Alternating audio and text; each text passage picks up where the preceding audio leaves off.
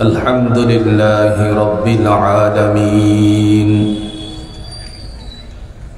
والعاقبة للمتقين والصلاة والسلام على سيد الأنبياء والمرسلين وعلى آله وأصحابه أجمعين أما بعد فأعوذ بالله من الشيطان الرجيم بسم الله الرحمن الرحيم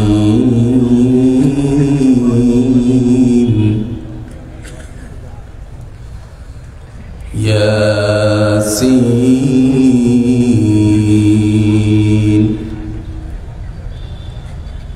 والقرآن الحكيم إنك لمن المرسلين على صراط مستقيم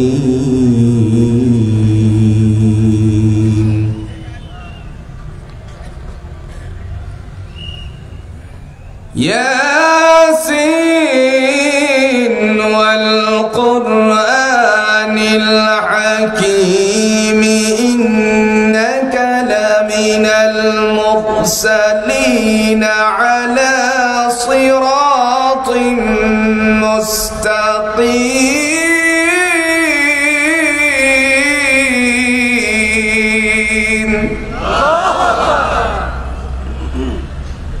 قال رسول الله صلى الله عليه وسلم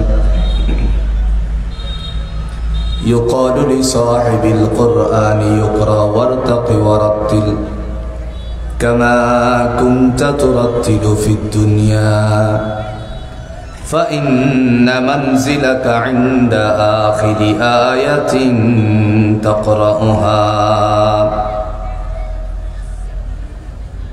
أو كما قال عليه الصلاة والسلام. اللهم صل على محمد وعلى آل محمد كما صليت على إبراهيم وعلى آل إبراهيم إنك حميد مجيد. اللهم بارك على محمد وعلى آل محمد كما باركت على إبراهيم وعلى آل إبراهيم إنك حميد مجيد. ঐতিহ্যবাহী রাজশাহীর মোহনপুরের অধীনস্থ উলামায়ে কেরামদের অত্যন্ত সুপরিচিত একটি সংগঠন ইত্তেহাদুল উলামা ওয়াল হুফাজ কল্যাণ পরিষদ মোহনপুরের উদ্যোগে আয়োজিত আজকের এই চতুর্থ বার্ষিকী 2 দিনব্যাপী ইসলামী মহাসম্মেলনের উদ্বোধনী দিনের সম্মানিত সভাপতি উস্তাদুল উলামা পীরে কামেল আল্লামা জামাল উদ্দিন মাহমুদ সন্দীপী দামাত বারাকাতুহুল আলিয়া, মহাপরিচালক জামিয়া ওসমানিয়া হুসাইনাবাদ বাখরাবাদ কাটাখালী রাজশাহী। আল্লাহ পাক রব্বুল আলামিনের পক্ষ থেকে তারই বান্দাকে কোরআনের যে খেদমত দিয়ে যাচ্ছেন সে খেদমতগুলোকে কবুল আর মঞ্জুর করে আল্লাহর মেহমান হিসাবে কবুল করুক, দাঈ ইলাল্লাহ হিসাবে কবুল করুক। সকলে বলেন আমিন। আজকের এই মাহফিলের চিফ গেস্ট বিশিষ্ট আলেমে দ্বীন হযরত মাওলানা শাহ আহমদ কুরাইশি চৌধুরী সাহেব, স্বত্বাধিকারী মেসার্স মক্কা ট্রেডার্স, কাদিরগঞ্জ, রাজশাহী। আল্লাহ রাব্বুল আলামিনের পক্ষ থেকে তারই বান্দার প্রতিষ্ঠানের মধ্যে বরকত দান করুক। আজকের এই মাহফিলের বিশেষ অতিথিবৃন্দ জনাব ডাক্তার মোহাম্মদ ইসহাক আলী, জনাব কারি রাশিদুল ইসলাম, আল্লাহ পাক রব্বুল আলামিনের পক্ষ থেকে তারই বান্দাদ্বয়কে দ্বীনের জন্য, ইসলামের জন্য কবুল করুক। চমৎকার আলোচনা করেছেন আপনাদের অত্যন্ত পরিচিত মুখ, এই রাজশাহীর কৃতি সন্তান বিশিষ্ট আলেমে দ্বীন মুফতি রশিদ আহমদ ফারুকী হাফিজাহুল্লাহ, পরিচালক মারকাজুল কোরআন ওয়াস সুন্নাহ মাদ্রাসা রাজশাহী।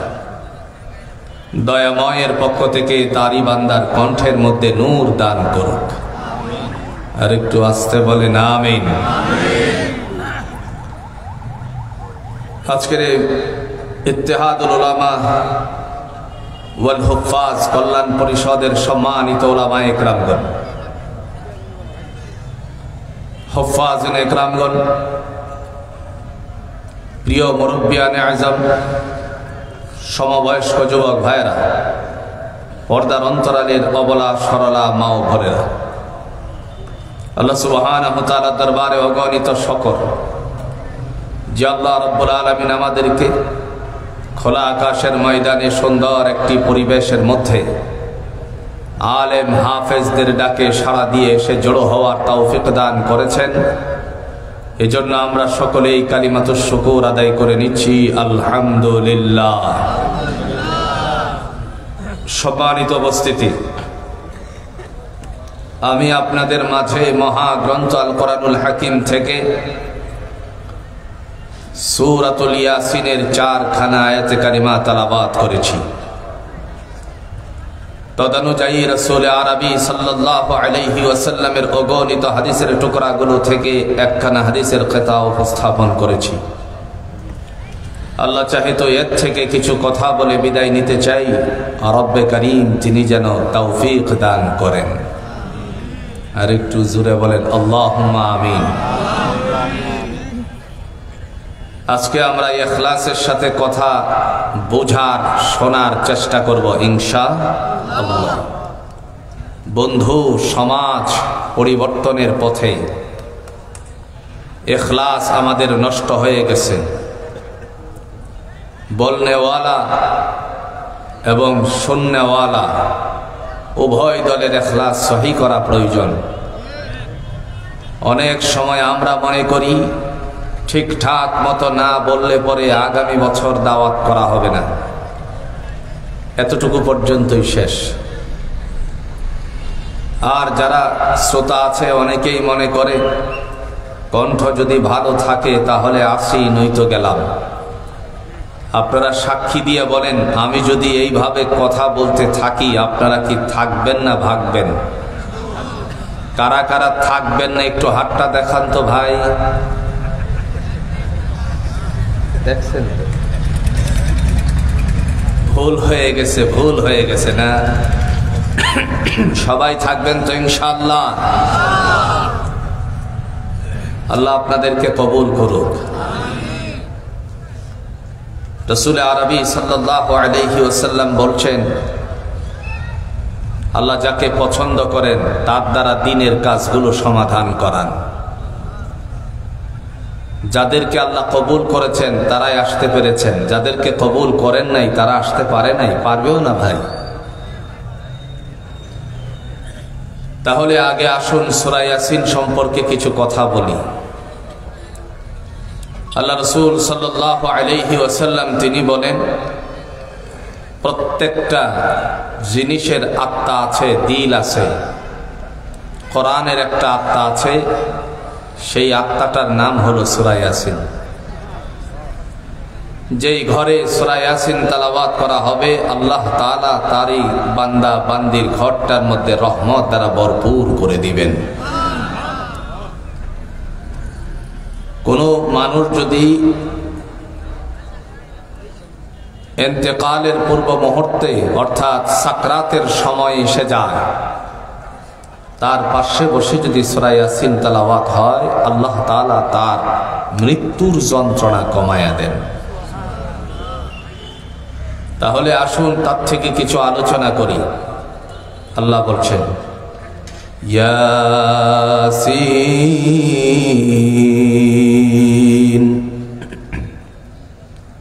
এই হরফুল মুকাত্তাআত ওয়াল্লাহু আ'লামু বিমুরাদিহি, এর মর্মার্থ আল্লাহ ছাড়া পৃথিবীর জমিনে আর কেউ জানে না। বন্ধুরা আমার, আপনারা বলতে পারেন বাংলাদেশের আলেমরা না জানতে পারে, কিন্তু মক্কা মদিনার আলেমরা তো ঠিকই জানে।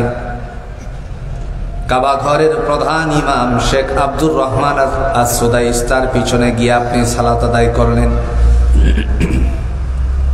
নামাজ আদায় করার পরে পিছনে বসে থাকা অবস্থায় যদি একবার সুযোগে জিজ্ঞেস করেন, আপনি বলেন তো কাবা ঘরের ইমাম ইয়াসিন অর্থ কি, আলিফ লাম মিমের অর্থ কি, তাহার অর্থ কি, কাফ নুন হামিম সাদ এর অর্থ কি, তিনি এক বাক্যে বাংলাদেশের সমস্ত আলেমদের মতন, কোরআনের খাদেমদের মতন তিনি উত্তর দিবেন ওয়াল্লাহু আ'লামু বিমুরাদিহি, এর কি মর্মার্থ কেবল আল্লাহ ছাড়া কেউ জানে না। সুবহানাল্লাহ। কে জানে? কে জানে? আল্লাহ জানে। দ্বিতীয় ধাপে আল্লাহ রাব্বুল আলামিন তিনি বলেন ওয়াল কুরআনিল হাকীম, প্রজ্ঞাময় কোরআনের শপথ, বিজ্ঞানময় কোরআনের শপথ। তিনি কেন সেই কোরআনের শপথ গ্রহণ করলেন? আল্লাহ রাব্বুল আলামিন অন্য কিছুর শপথ নিতে পারতেন, কিন্তু কোরআনের শপথ নেওয়ার কারণ কি? প্রিয় ভাইরা আমার, আপনারা সাক্ষী দিয়ে বলুন তো, আল্লাহ সত্য, কোরআন সত্য কিনা? কথা কোন? আল্লাহ যেমন সত্য, কোরআন এমন সত্য। যেহেতু সত্য কিতাব, এই কিতাবটার শপথ গ্রহণ করেছেন, জুড়ে বলুন কে? আচ্ছা বলেন তো, আপনারা যে বলছেন কোরআন সত্য, আপনাদের কাছে কোনো দলিল আছে? কথা কয় না, কথা বলেন, আপনাদের কাছে কোনো দলিল আছে? কোরআন যে সত্য, এই কথার দলিল আছে কিনা কোন? বলেন আছে? একটু জোরে বলেন আছে? সূরাতুল ইমরানের ২য় নম্বর আয়াতের মধ্যে আল্লাহ রাব্বুল আলামিন দলিল পেশ করেন, নাযালা আলাইকাল কিতাবা বিল হাক্কি মুসাদ্দিকান লিমা বাইনা ইয়াদাইহি ওয়া আনজালাত তাওরাতা ওয়াল ইনজিল।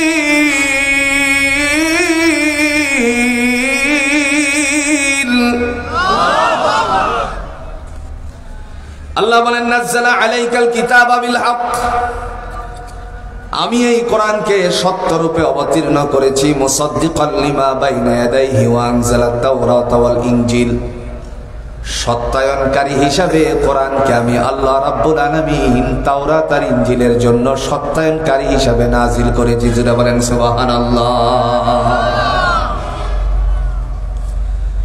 প্রিয় ভাইরা আমার, এই কোরআন যিনি নিয়ে এসেছিলেন আমরা সবাই জানি, সেই নবীও সত্য ছিলেন না মিথ্যা ছিলেন? কথা কন না কেন? তার মানে আল্লাহ সত্য, কিতাব সত্য, নবীও সত্য, ঘোষণা জুড়ে বলুন কার? 40 বছরের একদিনের পূর্ব মুহূর্ত পর্যন্ত, এক ঘন্টা পূর্ব মুহূর্ত পর্যন্ত মক্কার সমস্ত মানুষের কাছে রাসূলুল্লাহ ছিলেন অত্যন্ত প্রিয়। সকলেই রাসূলকে অত্যাধিক ভালোবাসতেন। আপনারা নিশ্চয়ই জানেন আবুল আহাবের কথা। আবুল আহাব রাসূলুল্লাহ সাল্লাল্লাহু আলাইহি সাল্লামকে নিজের হাতে কোলে নিয়েছেন। রাসূলকে ভালোবাসতেন কিনা বলেন তো? কোরআনে একটা সূরা অবতীর্ণ হয়েছে যেই সূরাটার নাম হলো সূরাতুল লাহাব। আল্লাহ বলেন তাব্বাত ইয়াদা আবি লাহাবিন ওয়া তাব। কথা বলেন কার কথা? ধ্বংস হোক আবু লাহাবের হস্তদয়। অথচ এই আবু লাহাব আল্লাহর নবীকে, কোরআনের নবীরে তিনি কুলে নিয়েছিলেন, তারপরেও তার হাত ধ্বংস হওয়ার কথা জোরে বলুন ঘোষণা দিয়েছেন কে? কতটুকু নবীকে মহব্বত করতেন,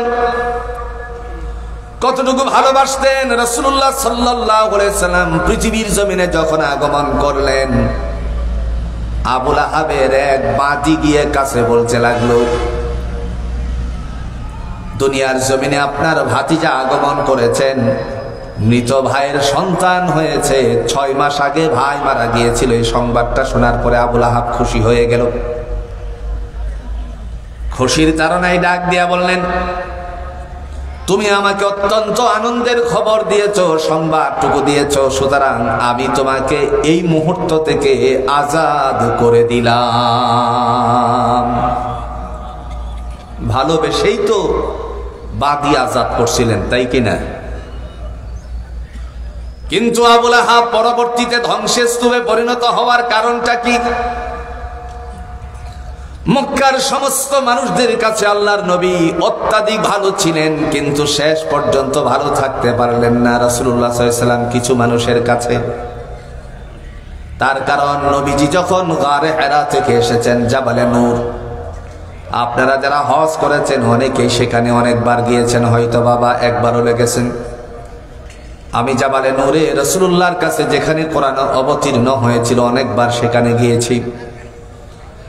আল্লাহর নবী সাইয়্যিদুল মুরসালিন আহমদ মুস্তাফা সাল্লাল্লাহু আলাইহি সাল্লাম তিনি যখন কোরআন নিয়ে আগমন করলেন, আগমন করার পরে ডাক দিয়া বললেন, ইয়া আইয়ুহান নাস, হে মানব সম্প্রদায়, কুলু লা ইলাহা ইল্লাল্লাহ তুফলিহুন, তোমরা যদি বলো আল্লাহ ছাড়া কোনো ইলাহ নাই, মালিক নাই, তিনি তোমাদেরকে কামিয়াবি দান করে দিবেন। সুবহানাল্লাহ। সার্বভৌমত্বের মালিক কে? একটু জোরে বলেন, মালিক কে? আকাশের মালিক আল্লাহ, জমিনের মালিকও আল্লাহ। আর আমরা কার? একটু জোরে বলেন, আমরা কার? তিনি বলছেন, খালাকাল ইনসানা মিন আলাক, আমি তোমাকে জমাট রক্ত থেকে সৃষ্টি করেছি। সুবহানাল্লাহ বলতেন না? রব্বুল আলামিনের হাবিব তিনি যখন আগমন করে বললেন, ইয়া আইয়ুহান নাস, হে মানব সম্প্রদায়, কুলু লা ইলাহা ইল্লাল্লাহ তুফলিহুন, তোমরা যদি বলো আল্লাহ ছাড়া কোনো ইলাহ নাই, মালিক নাই, তিনি তোমাদেরকে কামিয়াবি দান করবেন। রাসূলুল্লাহর কথাকে আল্লাহ এত পছন্দ করেছেন, যারই আলোকে হাদিসের অনুকূলে আল্লাহ কোরআন দিয়ে মানুষকে ঘোষণা দিয়েছেন। এই হাদিস দ্বারাই, এই হাদিসকে জমিনে বাস্তবায়ন করার জন্য সূরাতুল বাকারার 2 নম্বর পৃষ্ঠার 1 নম্বর আয়াতে আল্লাহ পাক তিনি ডাক দিয়া বলেন, যারা আমার নবীর কথা অনুযায়ী ঈমান আনয়ন করলো তারা দুনিয়ার জমিনে সফলতা অর্জন করে ফেলেছে। উলাইকা আলা হুদাম মির রাব্বিহিম ওয়া উলাইকা হুমুল মুফলিহুন।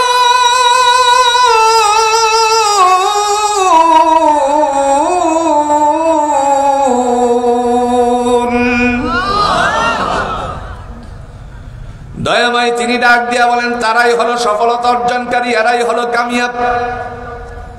তারা, এরা কারা? এদের পরিচয় জুড়ে বলুন তো, আমাদের জানা প্রয়োজনীয়তা আছে কিনা? আল্লাহ বলছেন এরা হলো সফলতা অর্জনকারী, তারাই হলো কামিয়াব। এরা তারা কারা চিনা দরকার আছে কি? এদের শ্রেণী হলো অন্যত্র আয়াতের অংশে আল্লাহ বলেন 4। কয় শ্রেণী? প্রথম নাম্বার হলো ওয়ান নাবিয়িন, তারা হলো নবীরা, যারা এক আল্লাহর দিকে মানুষকে আহ্বান করেছেন, গায়রুল্লাহকে অন্তর থেকে ধূলিসাৎ করে দেওয়ার জন্য ঘোষণা দিয়েছিলেন। 2 নাম্বার ওয়াসিদ্দিকিন, নবীদের যে আসহাবগণ ছিল, সহচরগণ ছিল তারা।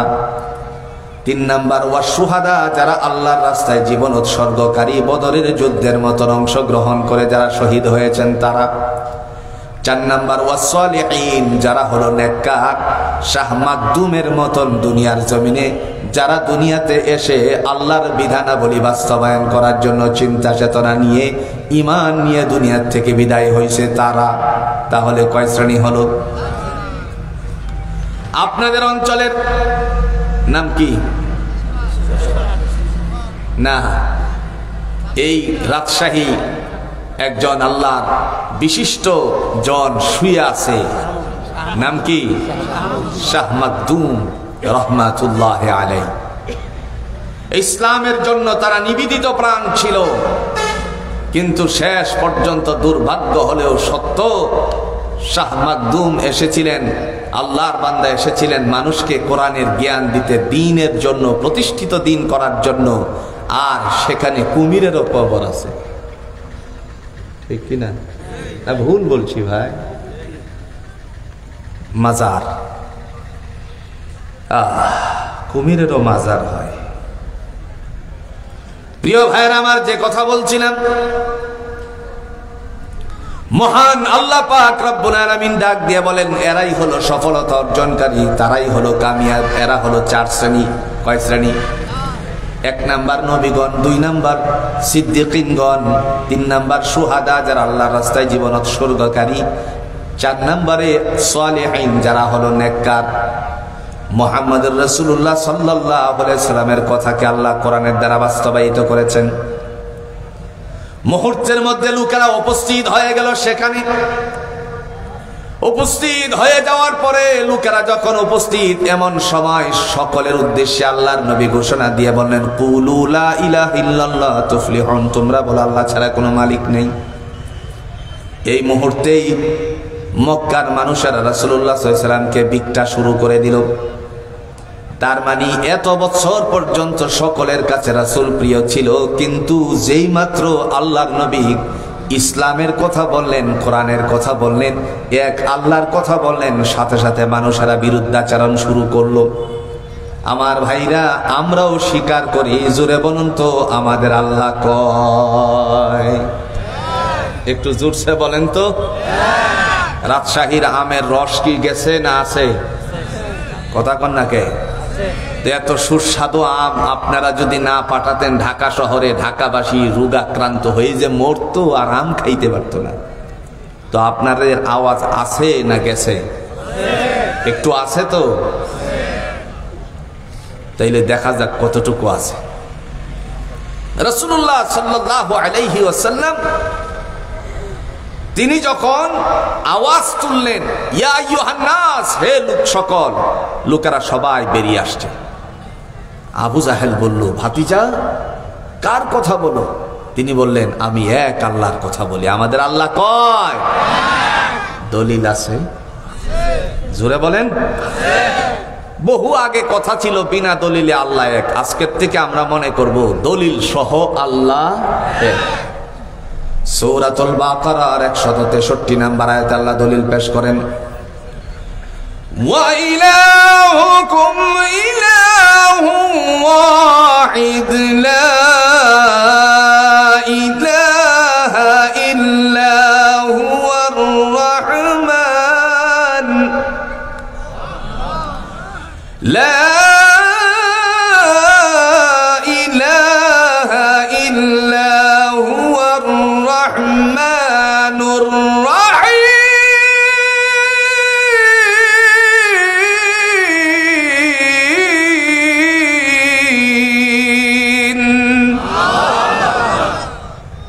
কথা আল্লাহ ডেকে বলেন, ওয়া ইলাহুকুম ইলাহুন ওয়াহিদ, তোমাদের উপাস্য একমাত্র উপাস্য, লা ইলাহা ইল্লা হুয়া, তিনি ছাড়া আর কোনো উপাসনাকারী নাই, হুয়ার রহমানুর রহিম, তিনি হলেন পরম করুণাময় এবং দয়ালু। জোরে বলেন কার কথা? এবার সাক্ষী দিয়ে বলুন তো, আল্লাহ আছে নাকি? না ফেরাউনে মেরে লেছে? আল্লাহ আছে তো? দলিল আছে? কথা কোন? সূরাতুল বাকারায় অতি সহজে মানুষে যাকে চিনে আয়াতুল কুরসি বলে, আল্লাহ পাক রব্বুল আলামিন সেই আয়াতুল কুরসির মধ্যে ঘোষণা দিয়ে বলেন, আল্লাহু লা ইলাহা ইল্লা হুয়াল হাইয়ুল কাইয়্যুম। আমি হলাম এমন সত্তা যার সাথে কোনো অংশীদারিত্ব নাই। আল হাইয়ুল কাইয়্যুম, তিনি চিরঞ্জীব, চিরস্থায়ী, ছিলেন, আছেন এবং থাকবেন। সুবহানাল্লাহ বলতেন না? এক নাস্তিক প্রশ্ন করেছিল, পৃথিবীতে নাস্তিক্যবাদী মানুষ আছে কিনা কনসাই? প্রশ্ন করেছিল উম্মতের হাকিম আশরাফ আলী থানভী রহমাতুল্লাহ আলাইহিকে ডেকে, হে আশরাফ আলী সাহেব, আপনার সাথে আমার কিছু কথা আছে। তিনি দাঁড়ালেন, খুব সহজ সরল মাইন্ডের মানুষ ছিলেন। দাঁড়ানোর পরে ডাক দিয়ে বলতেছেন, আপনারা যে বলেন আল্লাহ আল্লাহর কথা, আমি তো যাকে দেখি না তাকে বিশ্বাসই করি না। জোরে বলেন নাউজুবিল্লাহ। কি বলছে? যাকে দেখি না তারে বিশ্বাস করি না। দ্বিতীয় নম্বরে আপনারা বলেন মানুষ সৃষ্টি আল্লাহর, জিনও সৃষ্টি আল্লাহর, আগুন দিয়ে আবার জিনকে কেমনে পোড়াবে, আগুনের তৈরি তো জিন, এটাও বিশ্বাস করি না। থানভী রহমাতুল্লাহ আলাইহি চিন্তা করলেন এই জায়গার মধ্যে তারে কি জবাব দেওয়া যায়। মুহূর্তের মধ্যে আল্লাহর বান্দা সহজ সরল মানুষ রাগ উঠে গেল। আস্তে আস্তে করে নদীর কিনারায় গিয়ে নামছেন। একটা শক্ত মাটি হাতে নিলেন। কোন মাটি? একটু জোরে বলেন, কোন মাটি? শক্ত মাটি। এটারে আপনারা কি মাটি বলেন বলেন তো? এঁটেল মাটি। এই এঁটেল মাটিটা হাতে নিয়ে নিচের থেকে উঠে তারে লক্ষ্য করে একটা ঢিল মারছে। এই ঢিল গিয়ে তার ঘাড়ে লেগে গেল। লোকেদের সামনে আওয়াজ দিতে শুরু করলো, চিৎকার দিতে শুরু করলো, লোকেরা জড়ো হয়ে গেল। থানভী রহমাতুল্লাহ আলাইহি সম্পর্কে লোকদের সামনে সে অজুহাত পেশ করলো, নালিশ করে বলছে। লোকেরা জিজ্ঞেস করলো, তুমি এত চেঁচাচ্ছ কেন, এত তুমি চিৎকার দিচ্ছ কেন? বলছে থানভী সাহেব আমাকে আঘাত করেছে, এই জন্য আমি আওয়াজ দিচ্ছি। মুহূর্তের মধ্যে তারা ডেকে বলল, না, তোমার কথা মিথ্যে হতে পারে, উনি তো সহজ সরল মানুষ, মানুষকে আঘাত করা তো তার পক্ষে সম্ভব নয়, তাহলে তুমি কেন তার উপরে দোষারোপ করছো? বলল আপনারা জিজ্ঞেস করুন। তারপরে জিজ্ঞেস করা হলো, আপনি কি তাকে আঘাত করেছেন নাকি? হযরতে থানভী রহমাতুল্লাহ আলাইহি ডেকে বললেন, আমি তাকে আঘাত করি নাই, আঘাতের মাধ্যমে তার প্রশ্নের জবাব দিয়ে দিছি। সুবহানাল্লাহ বলেন। কি দিছে? কি দিছে?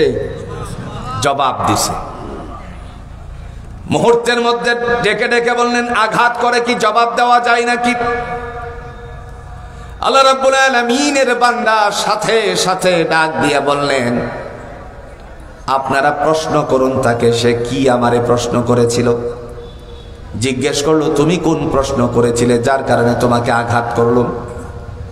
মুহূর্তের মধ্যে ডেকে বলছে, আমি বলছিলাম যারে দেখি না তারে বিশ্বাস করি না, সে আমাকে আঘাত করছে এই কারণে। আর বলছিলাম জিন্নাতকে আগুন দ্বারা সৃষ্টি করা হয়েছে, কেমনে জিনকে আগুন দিয়ে পোড়াবে দুজকে, আমার বিশ্বাস হয় না।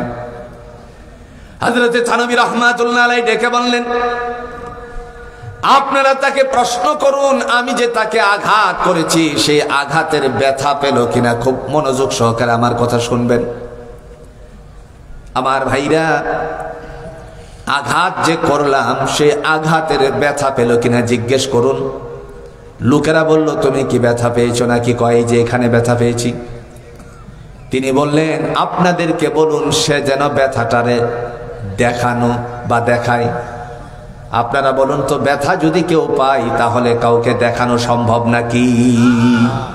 পেটের ব্যথা শুরু হয়েছে, আপনাদের কেউ দেখতে পাবেন?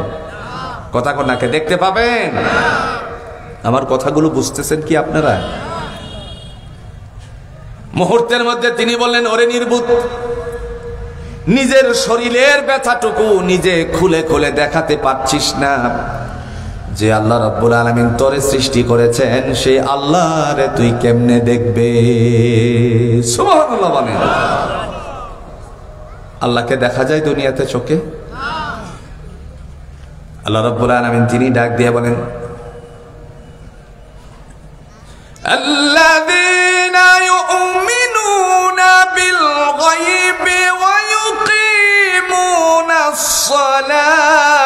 ومما رزقناهم ينفقون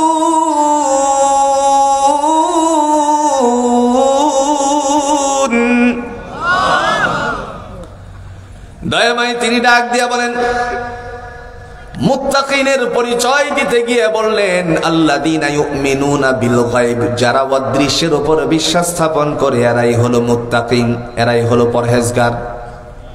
তার মানে দেখে বিশ্বাস করা না, না দেখে বিশ্বাস করার নাম ঈমান। কথা কোন না কে? ছোট্ট সময় ফুরকানিয়াতে পড়েছিলেন, আমানতু বিল্লাহি ওয়া মালাইকাতিহি ওয়া কুতুবিহি ওয়া রাসূলিহি ওয়াল ইয়াউমিল আখির ওয়াল কদরি খাইরিহি ওয়া শাররিহি মিনাল্লাহি তাআলা ওয়াল বা'সি বা'দাল মাউত। সাতটা বিষয়ের উপর বিশ্বাস স্থাপন করার নাম হলো ঈমান।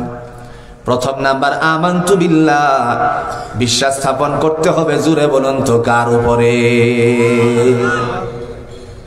আল্লাহর উপরে। কিন্তু দেখার কোনো সুযোগ নাই। প্রিয় ভাইরা আমার,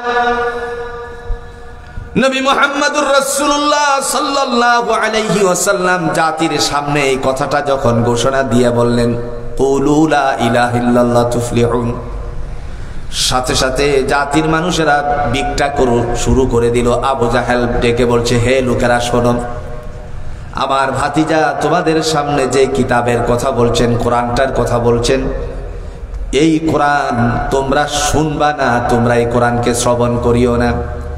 পৃথিবীবাসী, বিশেষ করে আজকে মোহনপুর, আপনাদের যে মোহনপুর রাজশাহীর বাসী, আপনারা বলুন তো, আল্লাহর উপর বিশ্বাস স্থাপন করা, আস্থা রাখা আমাদের ঈমানের দায়িত্ব কিনা? আবু জাহেল ডেকে বলছে, তোমরা আমার ভাতিজার কথা শুনিও না, কোরআন শুনিও না। কি বলছে? কথা কোন নাকি? কি বলছে? দলিল আছে? وقال الذين كفروا لا تسمعوا لهذا القرآن والغوا فيه لعلكم تغلبون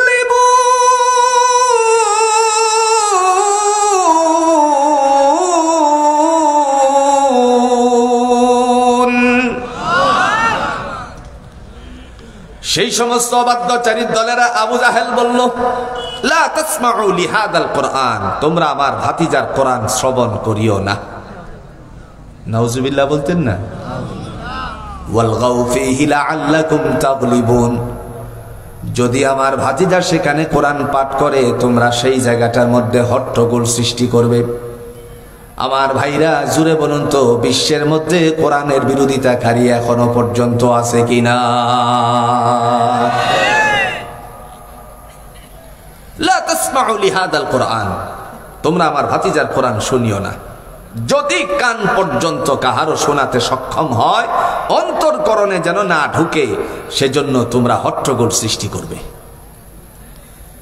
যত বেশি কোরআনের বিরুদ্ধাচরণ করেছে, তত আল্লাহ রাব্বুল আলামিন মক্কার মানুষের দুয়ারে দুয়ারে কোরআনটারে পৌঁছিয়ে দিয়েছেন। আমার ভাইরা, আপনারা সাক্ষী দিয়ে বলুন তো, পৃথিবীর থেকে কোরআন রে ধ্বংস করা কি সম্ভব নাকি? এই যে আপনাদের ইত্তেহাদুল উলামা ওয়াল হুফাজ কল্যাণ পরিষদ, বাংলাদেশের সমস্ত কোরআন যদি মনে করেন বিনষ্ট হয়ে যায়, কিন্তু এই সংগঠনের হুফাজরা যদি বেঁচে থাকে, কারা বেঁচে থাকে? হাফেজে কোরআনরা যদি বেঁচে থাকেন, এবার আপনারা সাক্ষী দিয়ে বলেন তো, আবার কোরআনটারে লিপিবদ্ধ করা সম্ভব কিনা? হাফেজেরা পড়বে, অডিও হবে, আর লেখা সাথে সাথে শুরু হয়ে যাবে। আসছে কোন সুবহানাল্লাহ। লেখার দরকার নাই, সফটওয়্যার সব লিখে দিবে, শুধু পড়তে থাকবে আর সাথে সাথে লেখা শুরু হয়ে যাবে। কলম চালানোর কোনো যুক্তি নেই। আপনারা বুঝতে পারেন নাই মনে হয় না? অনেক সময় দেখবেন বিদেশে স্বামী থাকে, স্ত্রী ইংরেজিতে মেসেজ পাঠিয়ে দেয়, পড়াশোনা কতদূর করছে জিজ্ঞেস করলে বলে 5 পাস। কি পাস? 5 পাস। তো তুমি ইংরেজি লেখলা কেমনে? আমি সফটওয়্যার দিয়ে বলছি মুখে আর লেখা হয়ে গেছে। আসতে কোন এটা যদি হতে পারে কোরআনের ক্ষেত্রে, জোরে বলেন হওয়ার সম্ভাবনা আছে কিনা? বিশ্বের সমস্ত কোরআন যদি মনে করেন নাই হয়ে যা, আর হাফেজে কোরআনরা যদি বেঁচে থাকে, তাহলে তাদের সিনাত থেকে আবার কোরআন লিপিবদ্ধ করা যাবে। ওই সময়টুকুর মধ্যে আবু জাহেল বলল, ওয়ালগাউ ফীহি লাআল্লাকুম তাগলিবুন, যদি সেখানে তোমরা শোনো কোরআন তেলাওয়াত হচ্ছে, ওই জায়গায় হট্টগোল সৃষ্টি করবে। আমার ভাইরা, আপনারা সাক্ষী দিয়ে বলুন তো, কোরআন পড়লে লাভ আসেনি? একটু জোরে কোন। সর পড়লেন, সরায়া পড়লেন, এ পড়লেন, বি পড়লেন, সি পড়লেন, আমি বলছি না পড়বেন না। জ্ঞান অর্জনের জন্য, গুণগত মানুষ হওয়ার জন্য অবশ্যই তা পড়া জরুরি। কিন্তু আমার প্রশ্ন হলো এই জায়গায়, আপনাদের কাছে দাবি হলো এই জায়গায়, দয়া করে সন্তানটারে আগে কোরআন পড়াবেন। যেই সন্তান কোরআন পড়ে না, সেই সন্তানের বাবা দুনিয়াতে ইহজগৎ ত্যাগ করে পরজগতে যাওয়ার পরে ওই বাবার মর্যাদা আল্লাহর কাছে থাকতে পারে না। তাফসীরে তাবারী আবু জাফর ইবনে জারীর রাহমাতুল্লাহ আলাইহি তিনি বলেন, দয়াময়ের নবী তা বর্ণনা দিয়ে গেছেন, যেই পিতার সন্তান কোরআন পড়বে, আল্লাহ রাব্বুল আলামিনের পক্ষ থেকে, যদিও হাদিসটার উপর ইখতিলাফ করেছেন, আমলের দিক থেকে তা অনেক উত্তীর্ণ, কিয়ামতের ময়দানে আল্লাহ তাআলা তার আমলনামার মধ্যে অত্যাধিক সওয়াব দিয়ে মাথার মধ্যে একটা মুকুট পরিয়ে দিবেন। আচ্ছা, মুকুট পরাইলো না মনে করেন, কিন্তু মর্যাদা তার আছে কিনা বলেন তো? একটু জোরে বলেন, আছে কিনা? পৃথিবীর থেকে বিদায় হয়ে যাওয়ার পর 3 জন সন্তান যদি তার থাকে, একজন ডাক্তার হলো, একজন ইঞ্জিনিয়ার হলো, আরেকজন আপনাদের মোহনপুর কোনো এক মাদ্রাসা থেকে হাফেজে কোরআন হলো। বাবা মারা যাওয়ার পর ডাক্তার ছেলে পাশাপাশি ইঞ্জিনিয়ার ছেলে এসে উপস্থিত, জানা যায় বক্তব্য দিল উপস্থিত লোকদের সামনে, আমার বাবা আপনাদের সাথে চলতে ফিরতে যত ত্রুটি বিচ্যুতি করতে পারে, দয়া করে আল্লাহর ওয়াস্তে তারে মাফ করে দিবেন। তবে আজকে আমার বাবার ফসল, কষ্টের ফসল, আমার ভাইকে মোহনপুরের একটা মাদ্রাসার নাম বলল, যেই মাদ্রাসার মধ্যে কোরআন পড়াইছিল। এই যে মনে করেন আপনাদের পাশে যে মাদ্রাসা, কি যেন নাম, জি রায়ঘাটি, আমি যেখানে বসছিলাম, মারকাজুল কোরআন ও সুন্নাহ মাদ্রাসা। এই মাদ্রাসায় ধরেন আপনার সন্তানকে হাফেজে কোরআন বানিয়েছেন। বলবে আমার বাবা মারকাজুল সুন্নাহ হাফিজিয়া মাদ্রাসা, ইন্টারন্যাশনাল মাদ্রাসার মধ্যে আমার ভাইকে হাফেজ বানাইছে, আজকের জানাজা আমার ভাই পড়াবে। একটু আস্তে কোন সুবহানাল্লাহ। হাজারো হাজারো মানুষের সামনে ইঞ্জিনিয়ার সাহেব তিনি এই মর্যাদার আসন পেলেন না, জানাজা পড়াতে পারলেন না। ডাক্তার মহোদয় তিনি পড়াতে পারলেন না। আমি কিন্তু ওনাদেরকে ছোট করে বলতেছি না, খুব ভালো করে বুঝবেন। সমাজ গড়ার জন্য, ভালো একজন সমাজের মানুষদের পাশে দাঁড়ানোর জন্য, মানুষকে সেবা দানকারী হিসাবে ভালো ডাক্তারের জোরে কর দরকার আছে কিনা?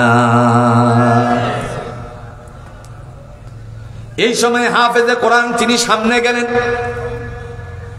জানাজা পড়ানোর উদ্দেশ্যে মানুষের সামনে যখন তাকবীরে তাহরিমা বাঁধলেন, আল্লাহু আকবার বলে চিৎকার মারলেন। আপনারা বলেন তো, নিজের সন্তান পিতার জানাজা পড়ানোর সময়ে অন্তরকরণে যতটুকু সফট কর্নার থাকবে, এমন সময় অন্য কোনো হাফেজ দিয়ে অথবা ইমাম সাহেব দিয়ে আপনার পিতার জানাজা পড়ালে জোরে বলুন তো এত মহাব্বত থাকবে নাকি? অন্তর থেকে যে মায়া জন্মাবে, বাবার আর সন্তানের ভালোবাসা যে গাঁথা ছিল, মনে পড়ে যাবে কতই না আঙ্গুল ধরে টানাটানি, কতই না ঘাড়ে উঠিয়েছিল, কতই না কোলে কাঁকে নিয়ে মাথাটারে ঘাটটার মধ্যে রেখে তারে পরে ঘুম পাড়াইছিল। সমস্ত কথাগুলো তার অন্তরকরণে জাগ্রত হয়ে যাবে। তাহলে ওই সন্তানের মর্যাদা জোরে বলুন তো কিসের মাধ্যমে হয়ে গেছে? কোরআনের মাধ্যমে হয়ে গেছে। আল্লাহ রাব্বুল আলামিনের বান্দা ডাক দিয়া বললেন, মুহাম্মদুর রাসূলুল্লাহ সাল্লাল্লাহু আলাইহি ওয়াসাল্লাম কোরআন দিয়ে মানুষকে বোঝাতে লাগলেন, কোরআন পড়লেও লাভ, শুনলেও দলিল আছে। কথা কোন নাকে দলিল আছে? আল্লাহ বলেন, ওয়া ইযা কুরিয়াল কুরআন ফাসতামি'ু লাহু ওয়া আনসিতু লাআল্লাকুম তুরহামুন।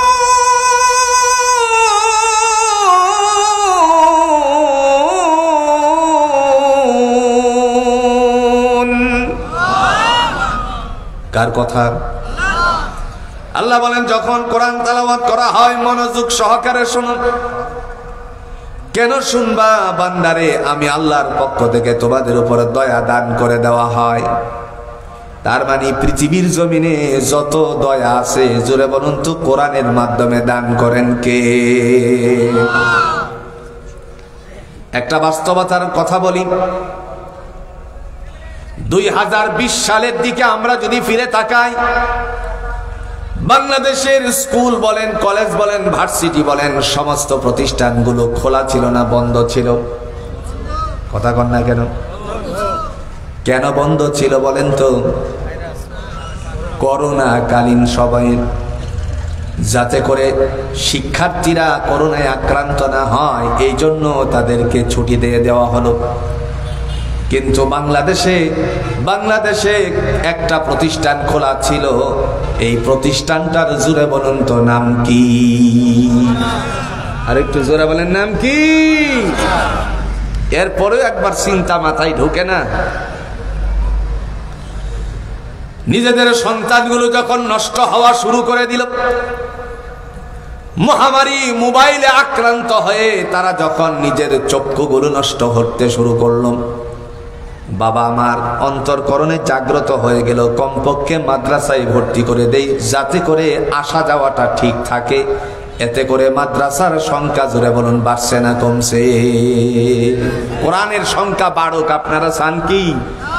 কথা কোন নাকে চান কি? ওই সময়ের মধ্যে কোরআন পাঠ যখন করা হতো, মানুষেরা রাতের বেলায় ঘুমাতো, যেই টাইমে সেই টাইমে তারা উঠে আল্লাহর কোরআন তেলাওয়াত করত। আবু জাহেল সেই সময় ডাক দিয়ে বলছে, ভাতিজা কি নিয়ে এসেছো তুমি? একদিনের ঘটনা। আবু জাহেল বলল, তুমি কি পাঠ করছো? নবী বললেন, আল্লাহর কোরআন পাঠ করতে লাগলাম। মুহূর্তের মধ্যে ডেকে বলছে, এই কোরআন আমরা 1-2 বিষয়ে বানিয়ে ফেলতে পারি। নাউজুবিল্লাহ বলতেন না? আপনারা সাক্ষী দিয়ে বলুন তো, কোরআনের মতন আর একটা কিতাব বানানো সম্ভব নাকি? যেই বলছে 1-2 বিষয়ে মুহূর্তের মধ্যে আমরা বানিয়ে আনতে পারি, আল্লাহ রাসূল সাল্লাল্লাহু আলাইহি ওয়াসাল্লাম একটু নীরব হয়ে গেলেন। দয়াময় তিনি ডাক দিয়া বললেন, ইয়া রাসূলুল্লাহ, আপনি নীরব হলেন কেন? আমি যে আপনার বন্ধু, আমি তো আছি। জিবরাইল আমিনকে পাঠিয়ে দিলেন। জিবরাইল আমিন উপস্থিত হলো, ডেকে ডেকে বলল, আল্লাহ রাব্বুল আলামিনের বান্দা মুহূর্তের মধ্যে ডাক দিয়ে বলতেছে, ইয়া রাসূলুল্লাহ, আল্লাহ আপনাকে বলছেন আপনার চাচার বিরুদ্ধে আপনি যেন চ্যালেঞ্জ করে ফেলেন। কি করতে? কথা কন্যাকে কি করতে? যেই মাত্র বলল, আল্লাহ বলছেন চ্যালেঞ্জ করতে, মুহূর্তের ভিতরে ডাক দিয়ে রাসূল বললেন, আপনি যদি কোরআনের অনুরূপ পুরো কোরআন বানানো লাগবে না, একটা সূরা বানিয়ে নিয়ে আসতে পারেন তাহলে আমাকে জবাব দেন। কোরআনে তার প্রমাণ জুড়ে বলুন তো দিয়েছেন কে? আল্লাহ বলেন সূরাতুল বাকারার 3 নম্বর পৃষ্ঠার মধ্যে তিনি জবাব দেন, ওয়া ইন কুনতুম ফি রাইবিন মিম্মা নাযালনা আলা আবদিনা ফাতু বিসূরাতিন মিন মিসলিহি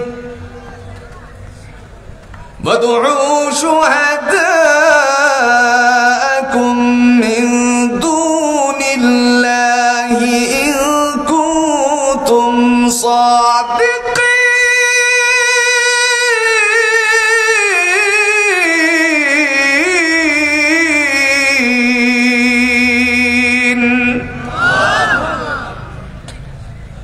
দয়াময় তিনি ডাক দিয়ে বললেন, এত ভয়ের মধ্যে যদি তোমাদের কোনো সন্দেহ থাকে তাহলে অনুরূপ একটা সূরা বানিয়ে নিয়ে আসো। পুরা কোরআন না এক সূরা? কথা কোন নাকি? পুরো কোরআন না একটা সূরা? মাত্র একটা সূরা। ওয়াদউ শুহাদাআকুম মিন দুনিল্লাহ, যত মানুষের সহযোগিতা নেওয়া প্রয়োজন মনে করো, নিতে পারো আল্লাহ ছাড়া। ইন কুনতুম সাদিকিন, যদি তোমরা সত্যবাদী হয়ে থাকো। মুহূর্তের মধ্যে আবুল হাকাম আবু জাহেল বলল, তুমি আমাকে চ্যালেঞ্জ করলে, তার পিছনে কারণটা কি? তিনি বললেন, আমি করি নাই, আল্লাহ বলে দিয়েছেন। মুহূর্তের ভিতরেই আল্লাহ রাব্বুল আলামিনের নাফরমান বান্দা তারই একজন কবিরে ডাক দিয়ে বলতেছে, তৎকালীন সময়ে একজন কবি ছিল, যুগে যুগে কবি, জুড়ে বলুন তো পৃথিবীতে আগমন করছে কি করছে না?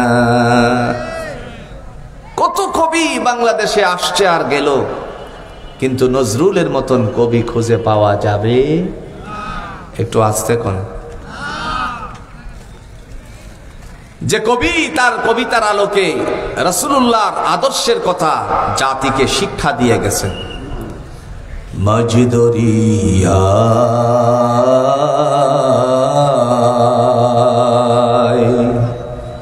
মজদরিয়ায় উঠলে তুফান, তাই না আমি ডরি, জানি আমায় তুলে নেবে তোমার শাফায়াতের তরি।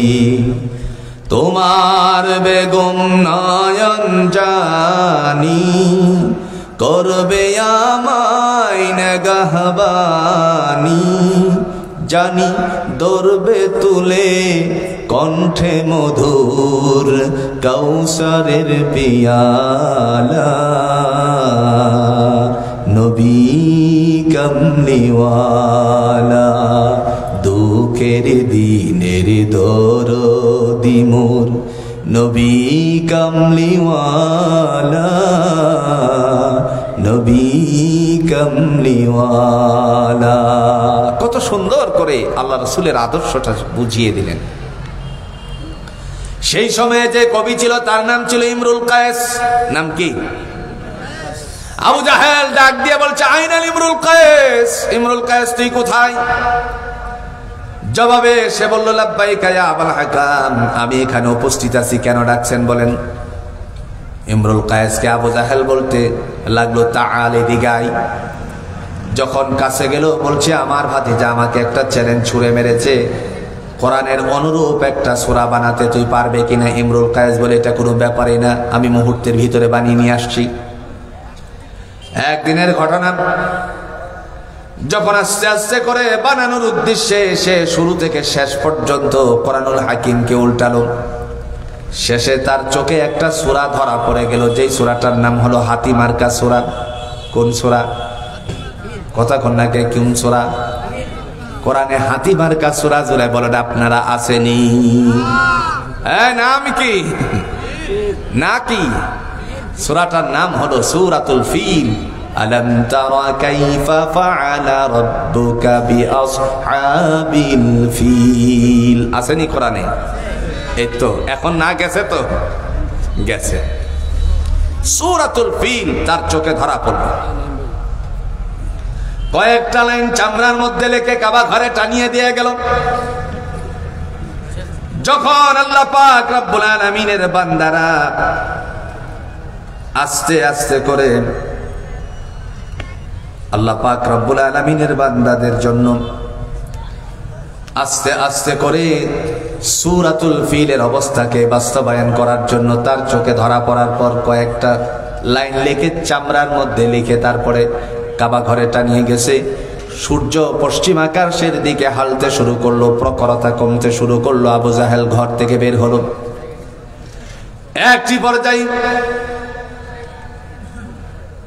আল্লাহ রাব্বুল আলামিনের বান্দারা ঘর থেকে কাবা ঘরের দিকে যখন ডালুর ভিতরে আসতে শুরু করলো, আবু জাহেল দূর থেকে দেখলো কি যেন টানানো আছে। কাছে যাওয়ার পরে মুহূর্তের মধ্যে বান্দা ডাক দিয়ে বলছে, এটা কি লেখছিস? আইনাল ইমরুল কায়েস তাআল।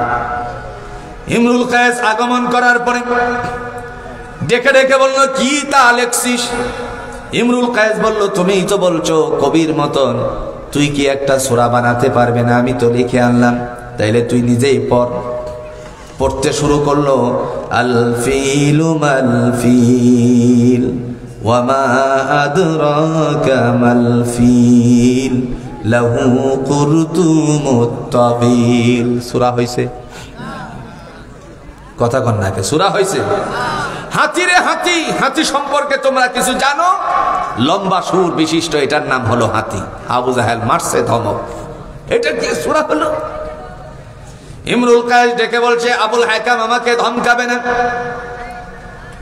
তুমি যে বলছো অনুরূপ একটা সূরা বানাতে, শুরু থেকে শেষ পর্যন্ত আমি লক্ষ্য করেছি, কিন্তু আমি দেখলাম তোমার ভাতিজার আনিত কোরআন একটা নুক্তা পরিবর্তন করার মতন কাহারও পৃথিবীতে ক্ষমতা নাই। আর তুমি বলছো আমি কবি, কি করলাম? কোরআন উল্টিয়ে দেখলাম আল্লাহ রাব্বুল আলামিন তোমার ভাতিজার রব ডেকে বলছে, এই কোরআন কোন কবির কবিতা না। কি কবির কবিতা? ওয়ামা হুয়া বিকাউলি শাইর কলিলাম মা তু'মিনুন।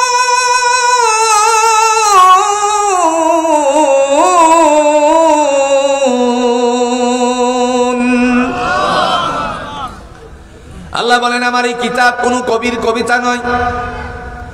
কলিলাম মা তু'মিনুন, অল্প সংখ্যকই তোমাদের মধ্য থেকে বিশ্বাস স্থাপন করো। ওমা হুয়া বিকাউলি শাইর, এটা কোনো গণকের গণনা নয়। কলিলাম মা তাযাক্কারুন, অল্প সংখ্যকই তোমাদের মধ্য থেকে এর উপরে উপদেশাবলী গ্রহণ করো। এজন্য ভাইয়ের আমার, আমাদের আল্লাহর কাছে প্রিয় হওয়ার উদ্দেশ্যে কোরআন পড়া দরকার আছে কিনা বলেন? শুধু তাই নয়, মুত্তাকিনের গুণাবলী যদি আমরা লক্ষ্য করি, 3 গুণে গুণান্বিত হলে মুত্তাকিন হওয়া যাবে। কয় গুণ? 1 নাম্বার, আল্লাযীনা ইউমিনুনা বিল গায়ব, যারা অদৃশ্যের উপর বিশ্বাস স্থাপন করে তারা হলো মুত্তাকিন। 2 নাম্বার, ওয়া ইউকিমুনাস সালাহ, যারা নামাজ কায়েম করে তারা হলো মুত্তাকিন। 3 নাম্বার, অমিম্মা রাযাকনাহুম ইউনফিকুন, আমি আল্লাহ যা রিজিক দিছি তার থেকে তার উপরে নিজের থেকে ব্যয় করে, এরা হলো মুত্তাকিন। আপনাদের কাছে আমার একটা আবদার, এই ইত্তেহাদুল উলামা ওয়াল হুফাজ কল্যাণ পরিষদ, এই কল্যাণ পরিষদটা আরো সামনের দিকে উত্তরোত্তর উন্নতির দিকে যাক, এটা আপনারা চান কি? একটু জোরে বলেন, কারা কারা হাত, একটু হাতটা দেখান তো, কারা কারা চান? চান সবাই? আল্লাহ কবুল করুন। আরো জোরে বলেন আমিন। আপনাদের কাছে ছেলেরা যাচ্ছে নিজেদের উপার্জনের অর্থায়ন থেকে, ওই ছেলেদের হাতে হাতে ব্যাগ আছে, আপনারা উঠে যাবেন? কথা কন নাকি? উঠে যাবেন? বন্ধু, পৃথিবীর থেকে নিয়ে যাওয়ার বলেন তো কি আছে? না, কিছু আছে। 2টা, একটা হলো ঈমান আর একটা কি? আমল। বিশাল সম্পত্তি নিয়ে যাওয়ার কোনো সুযোগ নাই। ছেলেরা ভিতরে ঢুকতেছে, আপনাদের পকেটের থেকে একটু হাতটা ঢুকিয়ে একটু চেষ্টা করবেন বড় একটা নোট দিতে। একটু জিকির করেন, লা ইলাহা ইল্লাল্লাহ। জোরে জোরে, আস্তে আস্তে আস্তে আস্তে যাও, তোমরা আস্তে আস্তে যাও। একটু জোরে জোরে, লা ইলাহা ইল্লাল্লাহ। সুবহানাল্লাহ আলহামদুলিল্লাহ লা ইলাহা ইল্লাল্লাহ লা ইলাহা ইল্লাল্লাহ মুহাম্মাদুর রাসূলুল্লাহ। মহিলা প্যান্ডেল আছে, আমার মা বোনদেরকেও আপনারা শরীক হওয়ার জন্য উদাত্ত আহ্বান জানাচ্ছি। যে কথাটি বলছিলাম, আল্লাহ রাব্বুল আলামিন তিনি আমাদেরকে কিতাব দিয়েছেন। এই কিতাবের বিরুদ্ধাচরণ যারা করেছে, এই জমিনে আল্লাহ তাকে ধ্বংস করে দিয়েছেন। কথা বলেন ঠিক কিনা? আকাশ আল্লাহর, জমিন আল্লাহর, হুকুমটাও চলবে। জোরে বলেন কার? তিনি আমাদেরকে কোরআন দিয়েছেন। আপনি কোরআন থেকে কি নিতে চান? আছে কোনসে সমাজে যে পিতার পরিত্যক্ত সম্পত্তিকে বন্টন করা হয়, কিসের মাধ্যমে করা হয়? একটু জোরে বলেন, কিসের মাধ্যমে? কোরআনের মাধ্যমে। আপনি যে ফরায়েজ নিয়ে গেলেন কোর্টের থেকে, এই ফরায়েজটা কোরআন থেকে হয়েছে। যদি এই কোরআন থেকে চুরের একটা বিচার করা হতো হাত কেটে, তাহলে বাংলাদেশের সব সুর ভালো হয়ে যেত। আমরা চাই না এই দেশে সুর ভালো হয়ে যাক, কথা কন্যাকে ভালো হয়ে যাক, চাই না। আসুন কোরআন বুঝি, কোরআনের সাথে জীবন গঠন করি। যেই কোরআন আমাদেরকে পৃথিবীতে শান্তির জন্য আল্লাহ সুবহানাহু ওয়া তাআলা অবতীর্ণ করেছেন। তিনি বলছেন হুদাল লিন-নাস, মানুষের কল্যাণের জন্য আমি এই কিতাব অবতীর্ণ করেছি। প্রিয় ভাইয়েরা আমার, আল্লাহ বলছেন মুত্তাকিন হতে চাও, 3 গুণে গুণান্বিত হবা। এর মধ্যে একটা হচ্ছে ওয়ামিম্মা রাযাকনাহুম ইউনফিকুন, আমি যে তোমাদেরকে রিজিক দিয়েছি তার থেকে ব্যয় করো। মহান আল্লাহ রাব্বুল আলামিনের হাবিব এই কোরআনকে নিয়ে যখন সামনে গেলেন, আল্লাহ পাক তিনি বলেন ওয়ামা হুয়া বিকাউলি কাহিন কালিলাম মা তাযাক্কারুন। আমার কোরআন কোন গণনের গণনা নয়, অল্প সংখ্যকই তার উপরে তোমরা উপদেশাবলী গ্রহণ করো। তাহলে সেটা কি? আল্লাহ বলেন তানজিলুম মির রাব্বিল আলামিন, মহাপরাক্রমশালীর পক্ষ থেকে অবতীর্ণ এই কিতাব। এই কিতাব প্রত্যেককে পড়ানো দরকার আছে কিনা? আপনার ঘরে ঘরে কোরআন পড়ানো দরকার আছে কিনা? যদি সেটা পড়ান, কিয়ামতের ময়দানে একটা ডাক আসবে। আল্লাহ বলছেন ইউকালু লিসাহিবিল কুরআন, মুহাম্মদ সাল্লাল্লাহু আলাইহি সাল্লাম তিনি ঘোষণা দিয়েছেন হাদিসের ভাষায়, আল্লাহ সেদিন ডাক দিয়ে বলবেন, হে কোরআনের পরিবারেরা, ইউকরা ওয়ারতাকি ওয়ারাতিল কামা কুনতা তুরাতিলু ফিদ দুনিয়া, আজকে তোমরা এমন ভাবে কোরআন তেলাওয়াত করো যেমনি ভাবে দুনিয়াতে তেলাওয়াত করেছিলে। ফা ইন্না মানজিলাকা ইনদা আখিরি আয়াতিন তাকরাউহা, যেখানে গিয়ে তোমাদের পড়া বন্ধ হবে, আমি আল্লাহ তোমাদেরকে একটা সিংহাসন দান করে দিব। সুবহানাল্লাহ বলেন। সেই সিংহাসনটা কিসের হবে? আপনাদের এই রাজশাহীর সবচেয়ে বড় দামি গাছের কাঠের দ্বারা সিংহাসন আল্লাহ তৈরি করবে না। রাজশাহীর কোনো মেহগনি দ্বারা আল্লাহ সিংহাসন বানাবে না। কোনো আপনার লোহা কাঠের মাধ্যমে সিংহাসন বানাবে না। আল্লাহ বলেন যার দ্বারা সিংহাসন বানানো হবে এটা হলো স্বর্ণ। এই স্বর্ণ খচিত বিশিষ্ট সিংহাসন তোমাকে দেওয়া হবে, কারণ তুমি দুনিয়ার জমিনে কোরআন পড়ছিলে। সুবহানাল্লাহ বলেন। স্বর্ণের সিংহাসন, দলিল আছে? কথা কন্যাকে দলিল আছে? আল্লাহ বলতেছেন আলা সুরুরিন মাওদুনাতিন মুত্তাকিনা আলাইহা মুতাকাব্বিলিন।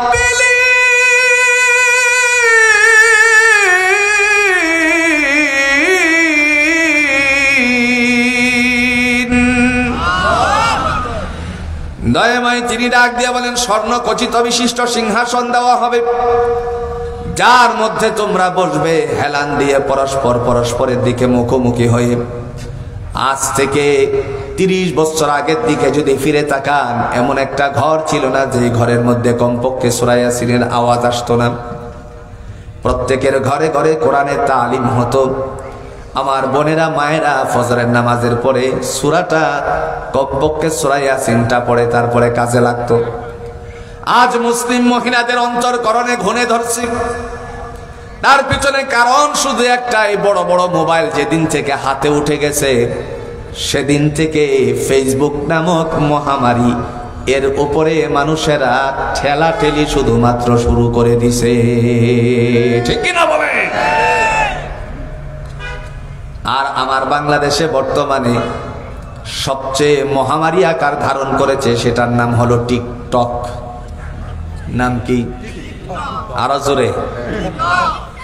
গত কয়েকদিন আগে কিশোরগঞ্জের সাথে লাগানো ময়মনসিংহ নেত্রকোনার একজন ছেলে টিকটক করত, কন্টেন্ট ক্রিয়েটর। তার নাম হলো আলামিন। নাম কি? কুকুরের সাথে টিকটক করে, অযথাই টিকটক করে, সাইকেল নিয়ে বাইসাইকেল নিয়ে পুকুরে পড়ে যে টিকটক করে, মানুষের সাথে নানা ধরনের আচরণ বিধি দিয়ে টিকটক করে। আল্লাহ তাআলা তো সবের শেষে একটা মায়ের জুড়ে বলেন, আছে কিনা? ওই যে গ্রামে কথা বলে না, মুরব্বির মায়ের শেষ রাত্রে, আল্লাহরও তো একটা মায়ের আছে। টিকটক করতে গেল, পুকুরের উপরে একটা ছাউনি দিয়ে টিকটক করতে গিয়ে নিচে আগুন জ্বালিয়েছে পেট্রোল দিয়ে, পানির মধ্যে পেট্রোল মারছে। কিন্তু পেট্রোলের মধ্যে আল্লাহ একটা ক্ষমতা দিয়েছেন, যেই ক্ষমতাটা পুড়িয়ে ছারখার করে দেওয়া তার এটা ধারণা ছিল না, কারণ শিক্ষাগত যোগ্যতা যার কম থাকে তাই তো করার দরকার। এডুকেশন ব্যাকগ্রাউন্ডের অবস্থান থেকে সে যখন এটা বুঝতে পারলো না, একটা পর্যায়ে ওই টিকটক বানাতে গিয়ে, আগুনের টিকটক বানাতে গিয়ে শরীরের অর্ধেক অংশ এখন পুরে হসপিটালে বার্ন ইউনিটের মধ্যে ভর্তি আছে। তাহলে জুড়ে বলুন তো, শাস্তি দেওয়ার মালিককে? ক্ষমতা কার? যতই না ফরমানি করো আল্লাহ ঢিল দেয়, ঢিল দেয়, ঢিল দেয়, ছেড়ে দেয়, ছেড়ে দেয়, ছেড়ে দেয়। নাটায়ের সুতা যেরকম গুড়ি ছাড়লে পরে সন্ধ্যা হওয়ার আগে ছেলেরা বলতে শুরু করে, আল্লাহও ঠিক এরকম সময় মতো ঠিকই ধরে। কথা কন না কে? মুহূর্তের মধ্যে আল্লাহ ধরে ফেলছে। ধরার কারণে শরীরের অর্ধেক অংশ চলছে গেছে। এর কয়েকদিন আগে, আজ থেকে 5-6 দিন আগে, 2 মেয়ে টিকটক করার জন্য, আপনারা হয়তো সোশ্যাল মিডিয়ায় দেখেছেন, 2 জন ছাদে উপরে উঠে নাচানাচি করার সময় বিদ্যুৎ পৃষ্ঠ হয়ে একটা ছাই হয়ে গেছে পুরে, আর একটা উপর থেকে পড়ে গেছে, 2টাই মারা গেছে। তাহলে আমার বোনদেরকে বলি, এই টিকটক ছাড়া দরকার আছে কিনা? টিকটক ছাড়া মানে কি? টিকটক করে এই আপলোড দেওয়া ছাড়ার কথা বলছি না তো, বাদ দেওয়া, বাদ, খালাস কুল্লু, আর চলবে না টিকটক। ধরতে হবে আল কোরআন। রাজি আছেন তো? বীর মুসলমান, বীর মুসলমান ধরো আল কোরআন, বীর মুসলমান ধরো আল কোরআন, ফিরায়ে আনো সেই হারানো সম্মান। নারায়ে তাকবীর, নারায়ে তাকবীর। বীর মুসলমান ধরো আল কোরআন, বীর মুসলমান ধরো আল কোরআন, ফিরায়ে আনো সেই হারানো সম্মান। লিল্লাহে তাকবীর, লিল্লাহে তাকবীর। এ কোরআন ধরা দরকার আছে কিনা বলেন? আমার বোনদেরকে বলছি, সময় মতো কোরআন হাতে নেন। একটা সময় আপনি চলে যাবেন, আমি চলে যাব, পৃথিবীর সবাই চলে যেতে হবে বন্ধু। আমার আগে ভাই, তিনি অত্যন্ত চমৎকার ভাবে মুফতি রশিদ আহমেদ ফারুকি সাহেব বলছিলেন, কিয়ামতের বিভীষিকাময় অবস্থা তুলে ধরতে গিয়ে পরীক্ষার কথা বলছিলেন। আল্লাহ তাআলা আমাদেরকে এই হলের মধ্যে পাঠিয়েছেন। এই দুনিয়াটা হচ্ছে পরীক্ষার হল। লিয়াবলুয়াকুম আইয়ুকুম আহসানু আমালা। কে এই হলের মধ্যে আল্লাহর কাছে উত্তীর্ণ হতে পারে, তাকে পরীক্ষা করার জন্য 2টা জিনিস দিয়েছেন। আল্লাযী খালাকাল মাউত ওয়াল হায়াত, মৃত্যু দিয়েছেন এবং জিন্দা দিয়েছেন, জীবন দিয়েছেন পরীক্ষা করার জন্য। আমার বন্ধু, ফিরে যেতে হবে তার দিকেই। সুম্মা ইলাইনা তুরজাউন। ফিরে যেতে হবে আল্লাহর দিকে। চলে যাবে সাথে দুইটা জিনিস, এক হচ্ছে ঈমান, আরেকটা কি? আমল। ঈমান যদি মজবুত থাকে, আখলিস দীনাকা ইয়াকফিকাল আমালুল কলিল, তোমার ঈমানকে মজবুত করো, অল্প আমলই নাজাতের জন্য যথেষ্ট হয়ে যাবে। রাসূলুল্লাহ সাল্লাল্লাহু আলাইহি সাল্লাম এই কোরআনের বাণীগুলো মানুষের কাছে পৌঁছাচ্ছিলেন। সুতরাং আমরা যদি এই কোরআনের সাথে জীবন গঠন করি, ইনশাআল্লাহুল আজিজ একদিন সমাজ পরিবর্তন হবে, গান বাদ্য সমাজ থেকে উৎখাত হয়ে যাবে। কথা বলেন ঠিক কিনা? যে সমাজের থেকে গান বাদ্য উৎখাত হয়ে গেলে এই সমাজ সুন্দর হবে। স্কুলের মধ্যে গানের শিক্ষক নিয়োগের জন্য বাংলাদেশের সরকারের পক্ষ থেকে একটা আলোচনা আসছিল, আপনারা কি ভুলে গেছেন? আমরা তার তীব্রতর প্রতিবাদ জানিয়েছিলাম, আমরা তার স্মারকলিপি পেশ করেছিলাম। আলহামদুলিল্লাহ এর বাস্তবায়ন হয় নাই বাংলাদেশে। আচ্ছা, কোন সে আপনার সন্তান যদি আপনার ভাইয়ের সামনে দিয়ে হেঁটে যাওয়ার সময় গান গায়, তাহলে কি আপনার ইজ্জত বাড়বে না কমবে? বাজারে দিয়ে যদি যায়, মোহনপুর বাজারে দিয়ে যায়, তাহলে কি আপনার ইজ্জত বাড়বে না কমবে? সুতরাং আমরা আর গান চাই না, আমরা চাই আল্লাহর কোরআন। রাজি আছি তো ইনশাআল্লাহ? গান আর আমরা চাই না, রাজি আছেন তো ইনশাআল্লাহ? বাউল ফাউল আর বাংলাদেশে দেখতে চাই না। কথা কন না কেন?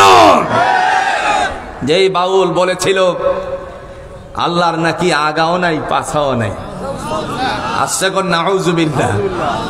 আমি প্রায় বলেছি, সে বলছে কুল আউযু বিরাব্বিন নাস, মালিকের নাস। আল্লাহ বলছে নাচতে, মালিকে নাচতেছে। আচ্ছা কোন সে, এটার অর্থ কি তা?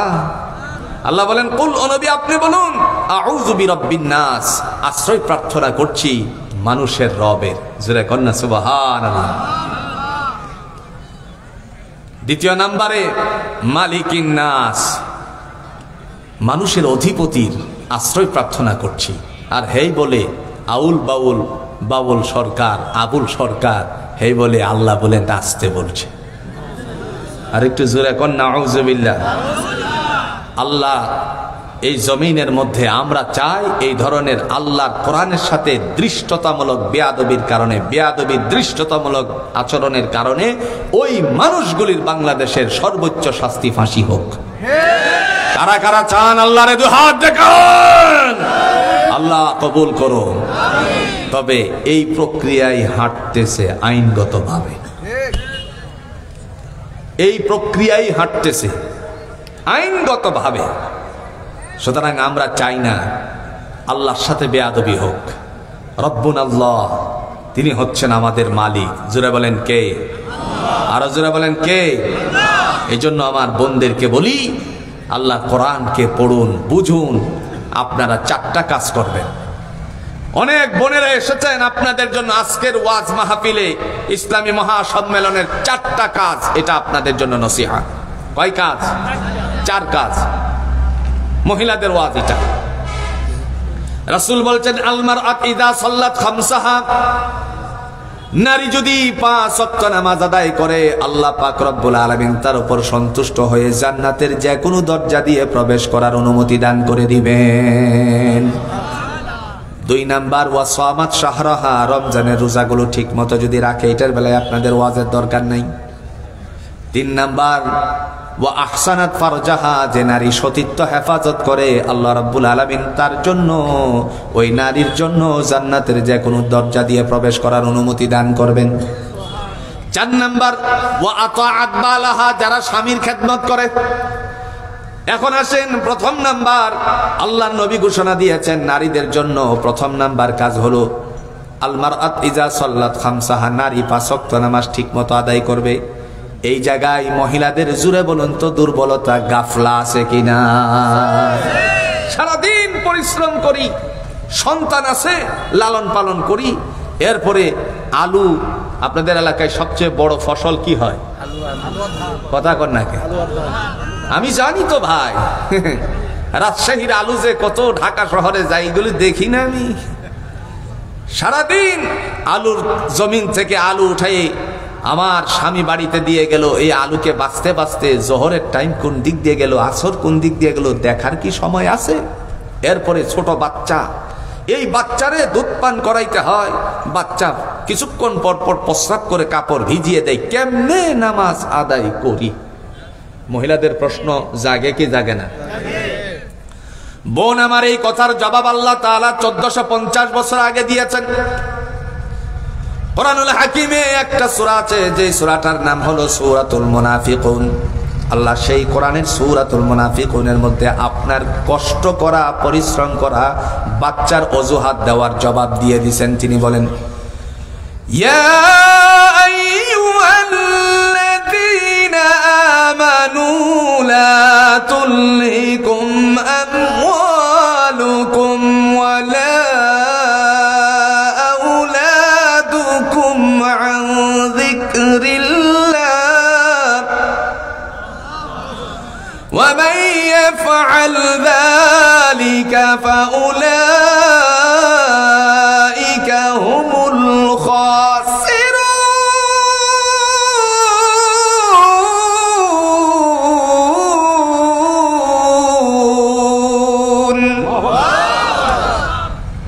দয়াময় রব্বুল আলামিন তিনি ডাক দিয়া বলেন, ইয়া আইয়ুহাল্লাযীনা আমানু, হে বিশ্বাসীরা, ঈমানদারেরা, মুসলমান মায়ের, মুসলমান সন্তানেরা ও আমার বোনেরা, আল্লাহ পাক এইভাবে ঘোষণা দিয়ে বলছেন, লা তুলহিকুম, তোমাদেরকে যেন ধ্বংস না করে দেই, আমওয়ালুকুম, তোমাদের এই সম্পত্তি, আলুর অজুহাত দিয়ে আমার কাছ থেকে, নামাজ থেকে বিরত থাকার, জোরে বলুন তো কোনো সুযোগ আছে নাকি?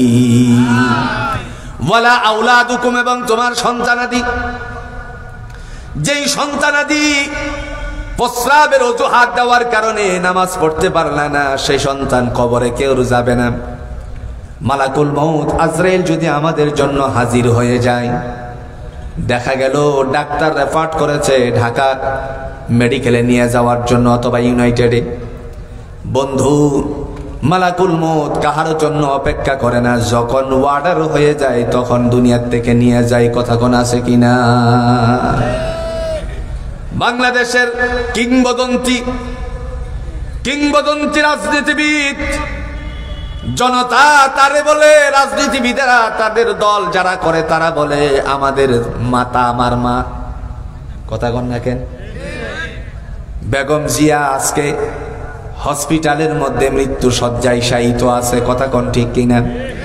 মহান আল্লাহ রাব্বুল আলামিন কিংবদন্তিকে দুনিয়ার জমিনে হায়াত থাকলে সুস্থতা দান করে দেখ। সকলে বলো না আমিন। একমাত্র আপোষহীন নেত্রী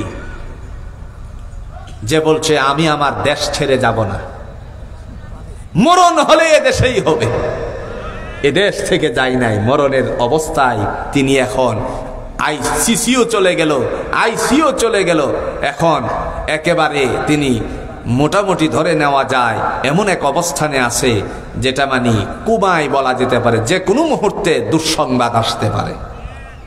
কথা বুঝছেন? এটাকে বলা হয় দেশপ্রেম। আর যদি বলা হয় পালাবো না, কথা কয় না, আমি এগুলি বলি না আসলে, কিন্তু শেষ পর্যন্ত পালাতে হয়েছে। কথা কন না কেন? আপোষহীন নেত্রীর জন্য দোয়া চায়, আল্লাহ যেন তাকে পরিপূর্ণ হায়াত থাকলে সুস্থতা দান করে দেন। প্রিয় বন্ধুরা আমার, মহান আল্লাহ রাব্বুল আলামিন বোনদেরকে লক্ষ্য করে বললেন, সন্তানের অজুহাত দিয়ে তুমি বাঁচার কোনো সুযোগ নাই। আমাদেরকেও বলছেন, কারণ যখন সম্পত্তি হয় তখন মানুষের একটা হেডম, জুড়ে বলেন আছে কিনা? এই বেটা তুই আমারে চিনিস? এই রাজশাহীর হাতে গোনা মানুষদের মধ্য থেকে আমি একজন, আসেনি? তুই আমারে চিনিস? আমার ছেলে হলো বড় নেতা। বড় নেতার খবর নিতে গিয়ে দেখা গেল আপনাদের মোহনপুরের রাস্তার পাশে ড্রেনের মধ্যে এক বোতল খাইয়া পড়ে রয়েছে। কথা কন নাকি? এরকম নেতা নাই বাংলাদেশে? রাস্তা দিয়ে এক বোতল মারছে। কয় বোতল? এক বোতল মেরে বড় এক গাছ পেল, বড় এক মোটা আম গাছ। রাজশাহী তো আম দ্বারাই বিখ্যাত, নাকি না? এক গাছ পেয়ে বলতেছে আসসালামু আলাইকুম ওয়া রাহমাতুল্লাহ। কথা কয় না, এক বোতলেই শেষ।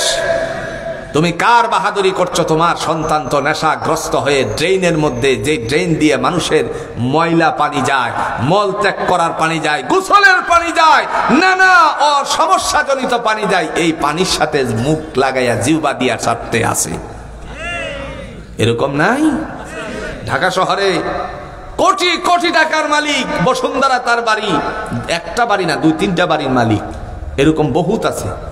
বাংলাদেশের প্রত্যন্ত অঞ্চলে কি খাইতেছে? জুতার মধ্যে যেটা লাগায়, এটারে কি বলেন আপনারা? আঠা, ফেস্টিং, ঘাম, এগুলো খাচ্ছে। কোটি কোটি টাকার মালিকের সন্তান, শুধুমাত্র একটা কারণে, তাদেরকে কোরআনের শিক্ষায় শিক্ষিত করা হয় নাই। বোন আমার, প্রথম নাম্বার হলো আপনাকে নামাজ পড়তে হবে, কারণ উদাসীন আপনারা এই জায়গায়। যদি প্রশ্ন করেন কেন নামাজ পড়বো, কেন সালাত আদায় করব, আল্লাহ বলেন এই কারণে আদায় করবা। সূরাতুজ জুমারের 11 নম্বর আয়াতের মধ্যে তিনি ঘোষণা দিয়ে বলছেন, কুল ইন্নী উমিরতু আন আ'বুদাল্লাহা মুখলিসান লাহুদ্দিন।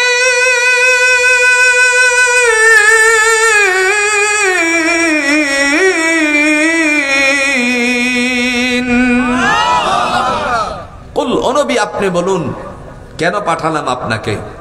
রাসূল বলতেছেন, ইন্নী উমিরতু, আমি আদিষ্ঠিত হয়েছি, আন আ'বুদাল্লাহা মুখলিসান লাহুদ্দিন, নিষ্ঠার সাথে কেবল আল্লাহর গোলামি করার জন্য। মৃত্যুর সময় আপনার কি যাবে?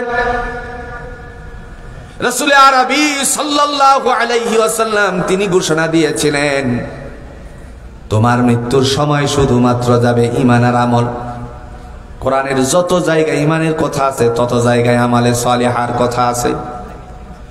রাসূল আরবি সাল্লাল্লাহু আলাইহি ওয়াসাল্লাম যখন দুনিয়া ছেড়ে বিদায় হয়ে যাবেন, মুহূর্তের মধ্যে হযরত ফাতেমা রাদিয়াল্লাহু তাআলা আনহা অধিক কান্নারত ছিল। রাসূল বললেন, ফাতেমা তুমি কেঁদো না, তুমি কেঁদো না, আমার সাক্ষাৎ তোমার সাথে অচিরেই হয়ে যাবে। সুবহানাল্লাহ বলেন। তবে আমার একটা নসিহত আছে মৃত্যুর আগে। রাসূল বলেন, এই কথা মনে করো না তুমি নবীর কন্যা হিসাবে আল্লাহর কাছ থেকে মাপ পেয়ে যাবে। এই কথা বলার কোনো ধারণা করো না, এই কথা বলার কোনো সুযোগ নাই। প্রত্যেকের জন্য প্রথম নাম্বারে ঘাটিটার নাম হলো কবর। রাসূল বলেন, যার প্রথম ঘাটি সহজ হয়ে যাবে, তার জন্য সমস্ত ঘাটিগুলো আল্লাহ আসান করে দিবেন। যেদিন একত্রিত হবেন, আমরা সবাই যেদিন একত্রিত হবে ময়দানে হাসরে, সেদিন আল্লাহ রাব্বুল আলামিনের পক্ষ থেকে আমাদের ডান হাতে আমলনামা কাহারো দিবেন, কাহারো হাতে বাম হাতে। সেদিন একটা ডাক আসবে, সূরা ইয়াসিন আল্লাহ এই ডাকটুকু দিয়েছেন, ونفخ في الصور فإذا هم من الأجداث إلى ربهم ينسلون قالوا يا ويلنا من بعثنا من مرقدنا هذا ما وعد الرحمن وصدق المرسلون। যখন সিংহা ফুৎকার দেওয়া হবে, কবরগুলো তখন উন্মোচিত করা হবে। সেই সময় তারা ছুটে চলবে সেই হাসরের দিকে। মুহূর্তের মধ্যে তারা আওয়াজ তুলে বলবে, দুর্ভোগ, কে আমাদেরকে নিদ্রা থেকে জাগালো? তার মানে এতদিন পর্যন্ত ঘুমাইছে, ঘুম থেকে জাগ্রত হয়ে বলছে, কে আমাদেরকে নিদ্রা থেকে জাগালো? সাথে সাথে বলবে, ও মহান আল্লাহ রাব্বুল আলামিন তো আমাদের সাথে এই অঙ্গীকারটাই করেছিলেন, কবর থেকে উঠাবেন। জুড়ে বলেন কে? আমার বন্ধুদেরকে বলি, যেদিন আপনাকে কবর থেকে উঠানো হবে, ময়দানে হাসরে উপস্থিত হওয়ার পরে আল্লাহ ডেকে বলবেন, দুনিয়ার জমিনে সর্বপ্রথম যে হিসাবটা নেওয়া হবে, আল্লাহ পাক রব্বুল আলামিন ডাক দিয়ে সেদিন বলবেন, আউয়ালু মা ইউহাসাবু, রাসূল ঘোষণা দিয়েছেন, আউয়ালু মা ইউহাসাবু বিহিল আবদু ইয়াউমাল কিয়ামাতিস সালাহ।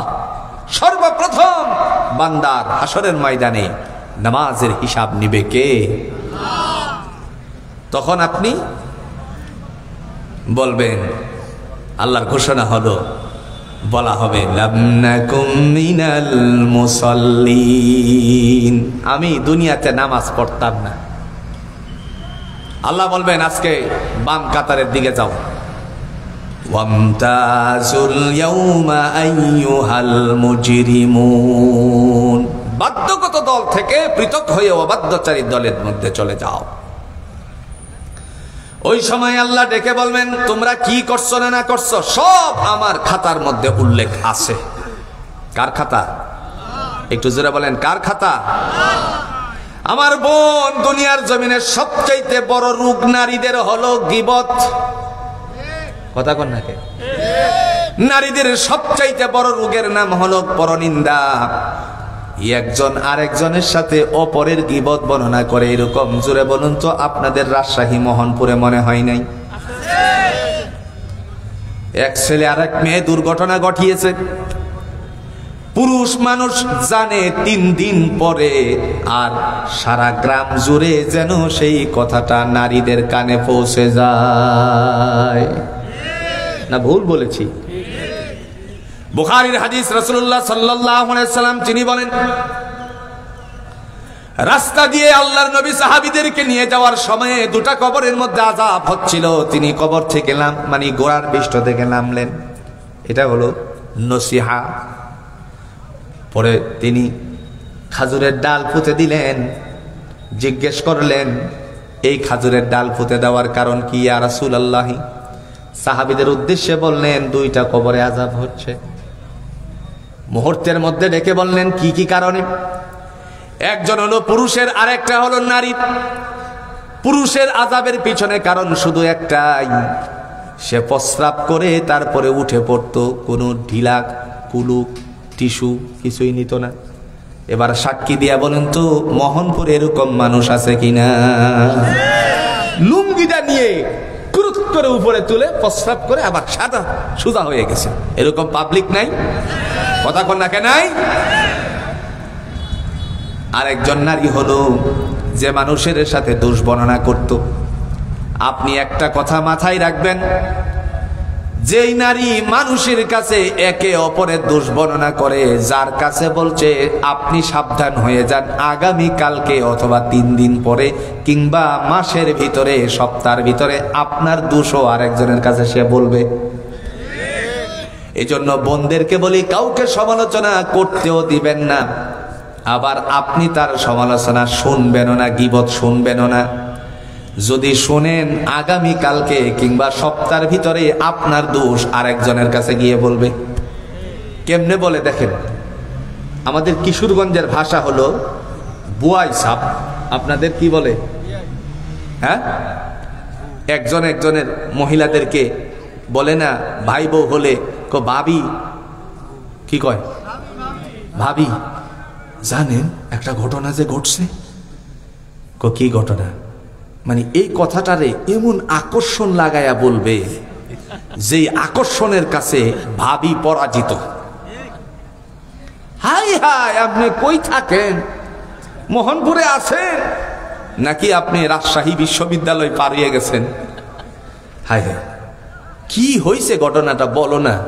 কি বলবো? এই মানে আকর্ষণ লাগাচ্ছে। কি বলবো আপনাকে? আমি তো দেখতেছি এই সমাজে আপনি কি বসবাস করেন কি করেন না। আরে কি বলতে চাস বলে ফেল না। কেমনে বলি আপনারে? তবে একটা কথা আছে। কি কথা? আপনি কিন্তু কেউর কাছে কইেন না, আপনার কাছেই প্রথম বলতেছি। উমুকের ভুলা না উমুকের মাইয়া লইয়া দৌড় মারছে, এর আগে আরো 10 জন মহিলার কাছে বইলে আইছে। কথা কয় না?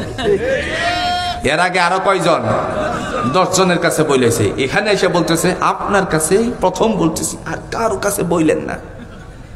এটা এমন করে বলছে, এর আগে আরো 10 জনরে একই বাণী শোনায় আইছে। এরকম মহিলা মনে হয় মোহনপুরে একজনও নাই। আমার বোনেরা, আমার প্রতি রাগ করবেন না, রাগের জন্য বলি নাই। জাহান্নামের আগুন থেকে রক্ষার উদ্দেশ্যে আপনাকে কথাটা বলছি। খবরদার খবরদার, রাসূলুল্লাহ সাল্লাল্লাহু আলাইহি সাল্লাম বলেন, এই মহিলা মানুষের সকলকুরি করত, যার কারণে তার কবরে আযাব। যেদিন আল্লাহ পাক আপনাকে তার সামনে উপস্থিত করবেন, সেদিন কোন ধরনের ত্রুটি বিচ্যুতি, জুড়ে কনসে বাকি থাকবে নাকি? গোপন থাকবে? কে বলছেন? ইয়াউমা হুম বারিজুনা লা ইউখফা আলাল্লাহি মিনহুম শাই লিমানিল মুলকুল ইয়াউম লিল্লাহিল ওয়াহিদিল কাহ্হার।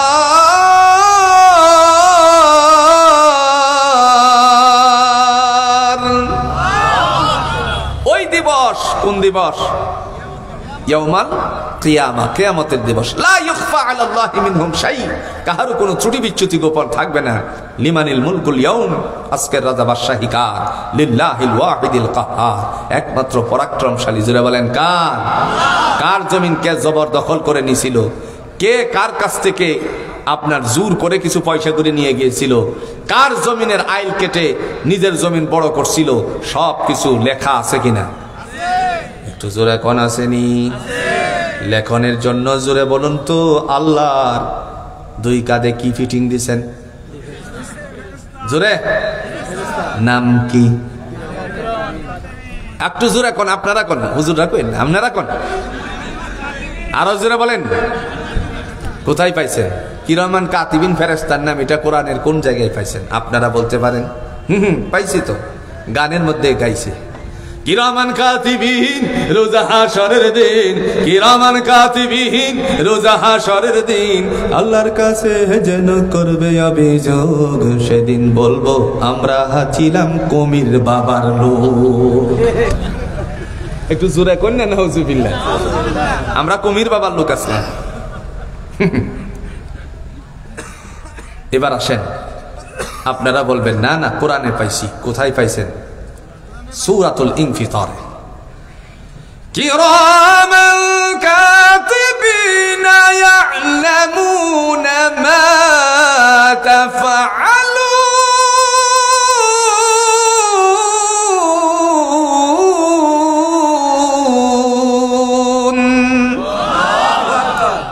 এটাই তো কিরামান কাতিবিন ফেরেশতার নাম নাকি? এবার আসেন, অর্থ নেন। কিরামান শব্দের অর্থ হচ্ছে সম্মানিত, কাতিবিন মানে লেখক সমূহ। তাইলে আপনি কিরামান কাতিবিন ফেরেশতার নাম পাইলেন কই? তোমরা কি করো আর না করো লিপিবদ্ধ করার জন্য আমি তোমার দুই কাঁধের মধ্যে সম্মানিত ফেরেশতা দ্বয় ফিটিং করেছি। জোরে কন্যা সুবহান। আছে কোনসে লেখার জন্য খাতা কলমের দরকার নাই? এ কথা কয় না? আপনাদের কাছে খারাপ লাগতেছে? বললে ছেড়ে দিব। এই ও সদূর কিশোরগঞ্জ থেকে আপনাদের মাঝে আসা, তো তবে একটু রেস্ট পাইছি একটু আগে আসাতে। যাই হোক, আপনারা সাক্ষ্য দিয়েছেন খাতা। আল্লাহর কাছে কি কোনো খাতা আছে? ডরে বলে না আছে? না না বলেন আছে, ভয় পায় না, বলেন আছে। আমার সাথে না বলার কোনো সুযোগ নাই। আমি যা কথা বলি সব কোরআন থেকে বুঝে শুনে বলার চেষ্টা করি। আল্লাহ বলেন, ওয়ামা আদরাকা মা ইল্লিয়ুন। নবী আমার, ইল্লিয়ুন সম্পর্কে আপনি কিছু জানেন? উত্তর আল্লাহ দিয়া বলেন, কিতাবুম মারকুম, এটা হলো হিসাবের খাতা। কিসের খাতা? সেই খাতাটা যখন ওপেন করা হবে, তিনি ডাক দিয়া বলেন, ওয়া কুল্লু সগীরিন ওয়া কাবীরিন মুস্তাতার। ও আমার বান্দি বান্দা শোনো, ছোট বড় যা কিছু তোমরা করেছিলে, ভালো মন্দ সবকিছু তোমার জন্য আমি আল্লাহ রাব্বুল আলামিন লিপিবদ্ধ করে রেখেছিলাম। সুবহানাল্লাহ বলেন। ছোট কতটুকু ছোট? فَمَنْ يَعْمَلْ مِثْقَالَ ذَرَّةٍ خَيْرًا يَرَهُ وَمَنْ يَعْمَلْ مِثْقَالَ ذَرَّةٍ شَرًّا يَرَهُ। জাররা পরিমাণ যদি ভালো কাজ করো, জাররা কাকে বলে? তাফসীরে তাবারিতে আবু জাফর ইবনে জারীর রাহমাতুল্লাহ আলাইহি তিনি বর্ণনা করেন, একটা সরিষা দানা পরিমাণ যদি কেউ নেক আমল করে, এটাকে জাররা বলা হয়। এই সরিষা দানাটা যদি আপনাদের এই মাটির মধ্যে ঘাসে নিক্ষেপ করে দেই, ফিকে মারি, বলুন তো আপনারা খুঁজে কেউ পাবেন নাকি? মক্কায় রাসূলুল্লাহর বাড়ি, যেই জায়গায় আল্লাহর নবী বসবাস করতেন, এখানে দুতলা একটা বিল্ডিং করা আছে। আমি বহুবার তার ভিতরে ঢুকেছি। এই জায়গাতে একটা তাফসির আছে যার নাম হলো তাফসিরে উশির। 3 খণ্ডে খণ্ডিত রইসুল মুফাসসিরিন হযরত ইবনে আব্বাস রাদিয়াল্লাহু তাআলা আনহুর উক্তি তার মধ্যে লিখেছেন। একটা সরিষা দানারে জাররার ব্যাখ্যা করতে গিয়ে তিনি লেখেন, একটা সরিষা দানাকে 70টা খণ্ড করার পরে এক খণ্ডের নাম হলো জাররা। এতটুকু নেক আমল যদি করে তোমার আমলনামায় থাকবে। সেই সময় আল্লাহ ডেকে বলবেন, হিসাবের খাতাটার মধ্যে একটা ক্যামেরা ধরো। কি ধরতে? ক্যামেরা। আর এখান থেকে একটা ফোকাস আসবে হাতের মধ্যে। আজকে বাংলাদেশে জুড়ে বলুন তো প্রজেক্টর আছে কিনা?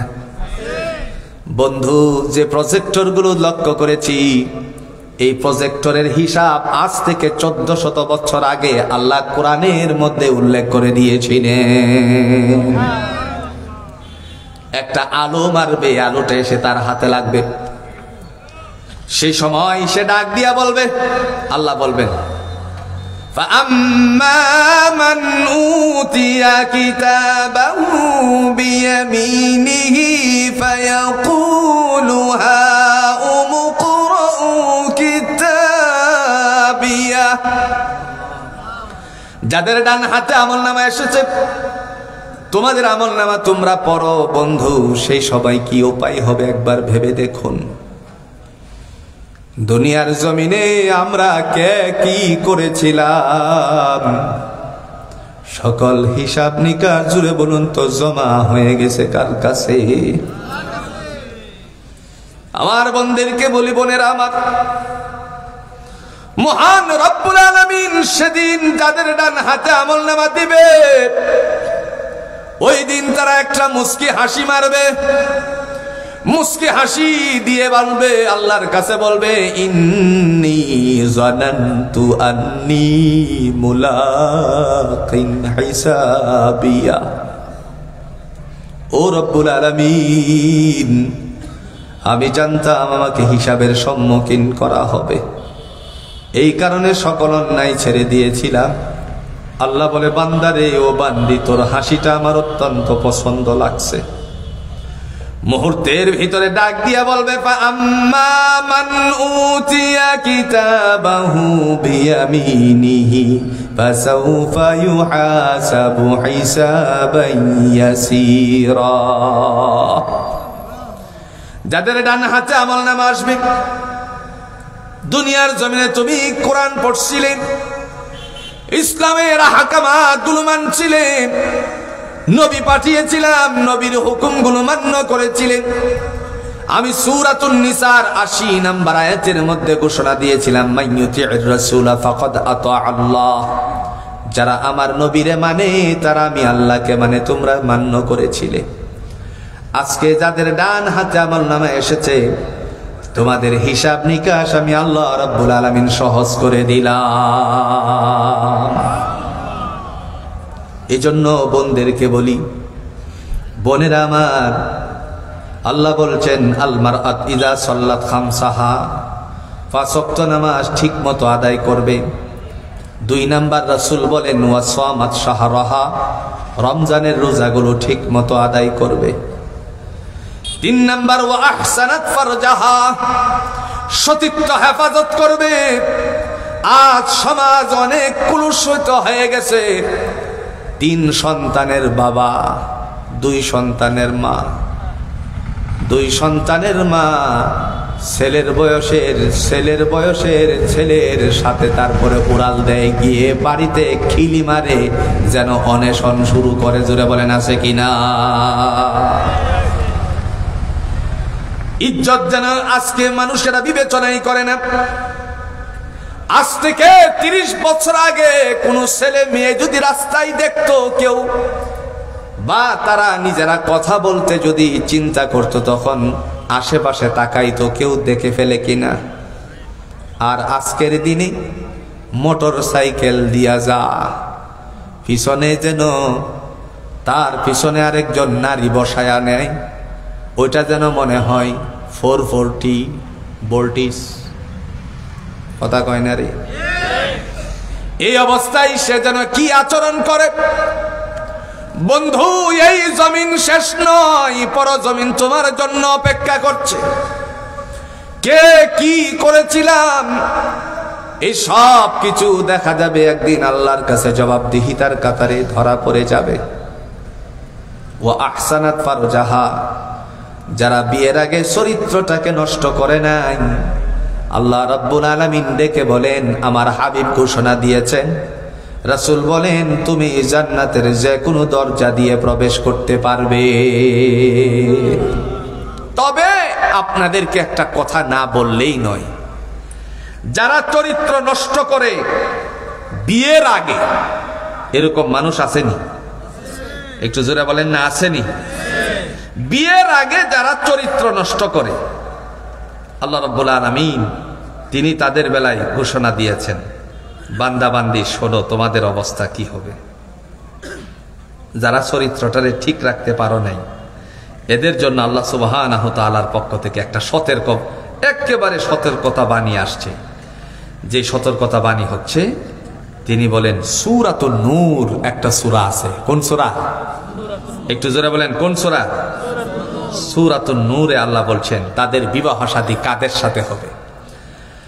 আয-যানি লা ইয়ানকিহু ইল্লা জানিয়াতান আও মুশরিকাতান ওয়াজ-জানিয়াতু লা ইয়ানকিহুহা ইল্লা জানিন আও মুশরিক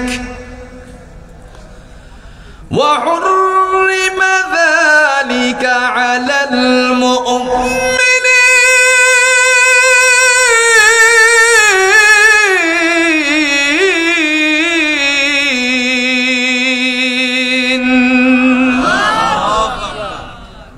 আল্লাহ বলেন, যারা আগে চরিত্র নষ্ট করছে পুরুষ ছেলেরা, তাদেরকে বলতেছে, আবার মেয়েরা তাদেরকেও বলছে, আয-যানি লা ইয়ানকিহু ইল্লা জানিয়া।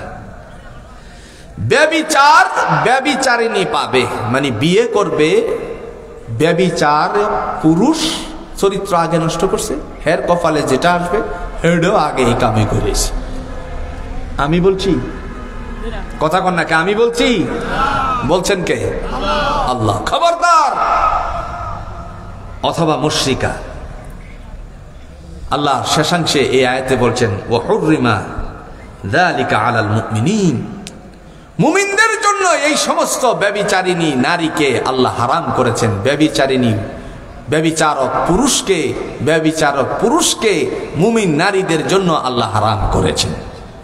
সুবহানাল্লাহ বলছেন না?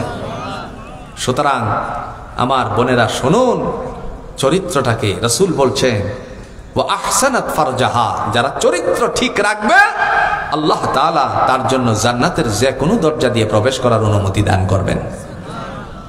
4 নাম্বার, ওয়া আতাআত বালাহা, যে নারী স্বামীর সেবা করবে। কার সেবা? কথা কন না কে? স্বামীর সেবা করবে। স্বামীর সেবা করবে। স্বামীর হুকুম মানব না, বদ্ধ করে থাকবো না। থাকবেন কোথায়? রাস্তায়। রাস্তায় গেলে ওই যে যারা স্লোগান তুলে গেছিল আগে বিগত দিনে, তাদের ইজ্জত রাস্তাতেই শেষ হয়ে গেছে। আমার বোনেরা, আল্লাহ আপনাদেরকে এত সম্মান দিয়েছেন। রাসূলুল্লাহ সাল্লাল্লাহু আলাইহি ওয়াসাল্লামের কাছে 2 জন সাহাবী এসে বলছেন, হযরত আবু হুরায়রা রাদিয়াল্লাহু তাআলা আনহুর হাদিস, নবীজি বলতেছেন, সাহাবীরা এসে বললেন, ইয়া রাসূলুল্লাহ, আমার কাছ থেকে মানুষের মধ্য থেকে উত্তম আচরণের অধিকারী কে? তখন রাসূল বললেন, উম্মুকা, তোমার মা, অর্থাৎ আপনারা হলেন মায়ের জাতি। সুম্মা মান, এরপরে কে?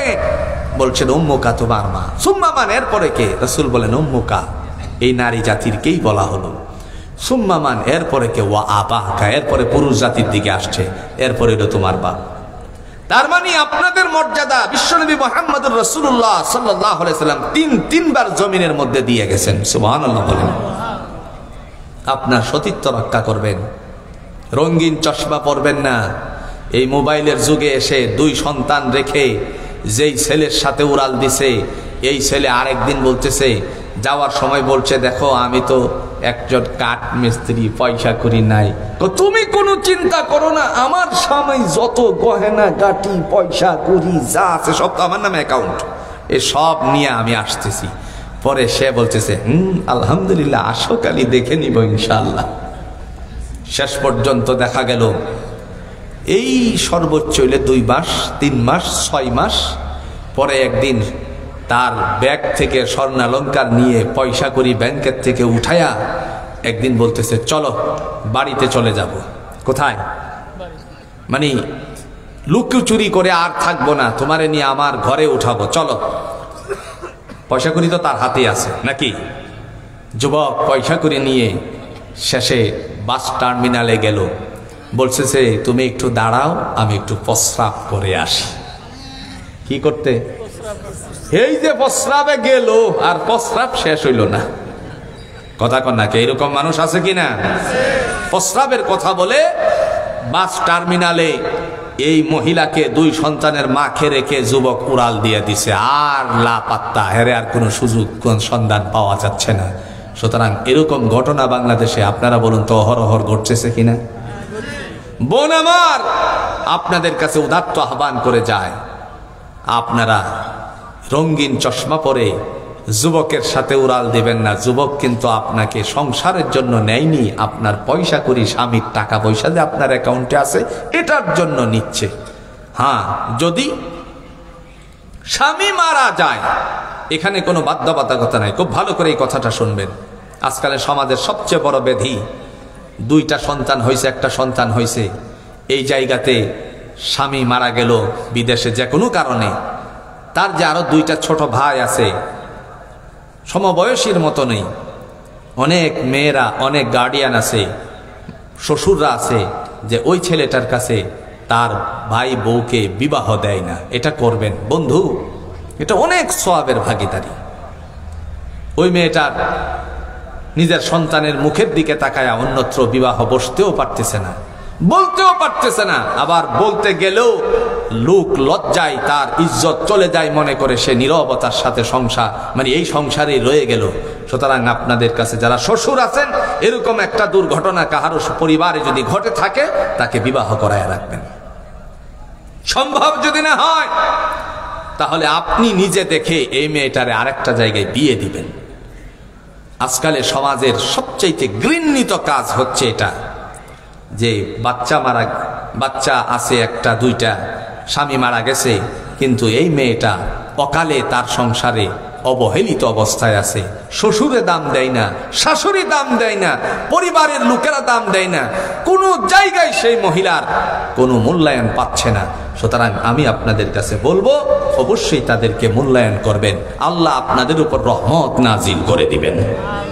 প্রিয় ভাইয়ের আমার, এজন্য শেষ বেলায় হলো স্বামীর খেদমত করতে হবে। আমার বোনদেরকে বলছি, আবার আপনারা যারা, আমরা যারা পুরুষ আছি, ওনার কাছে গিয়ে, উনি অসুস্থ, জ্বরে এরকম করে কাঁপতেছে, বুঝেন নাই, জ্বরে কাঁপতেছে, গিয়ে যদি বলেন আজকে এই ইত্তেহাদুল উলামা ওয়াল হুফাজ কল্যাণ পরিষদের মোহনপুরের এই ইসলামী মহাসম্মেলন থেকে শুনে আসছি, কিশোরগঞ্জের এক মৌলভী সাহেব আসছিল, শফিউল্লাহ, এই মৌলভী সাহেব বলে গেছে যে স্বামীর খেদমত করলে তুমি জান্নাত পাইবা, তাইলে তুমি আমার মাথা টিপে দাও। অথচ তিনি শরীরটা নিয়ে জ্বরে কাঁপতেছে।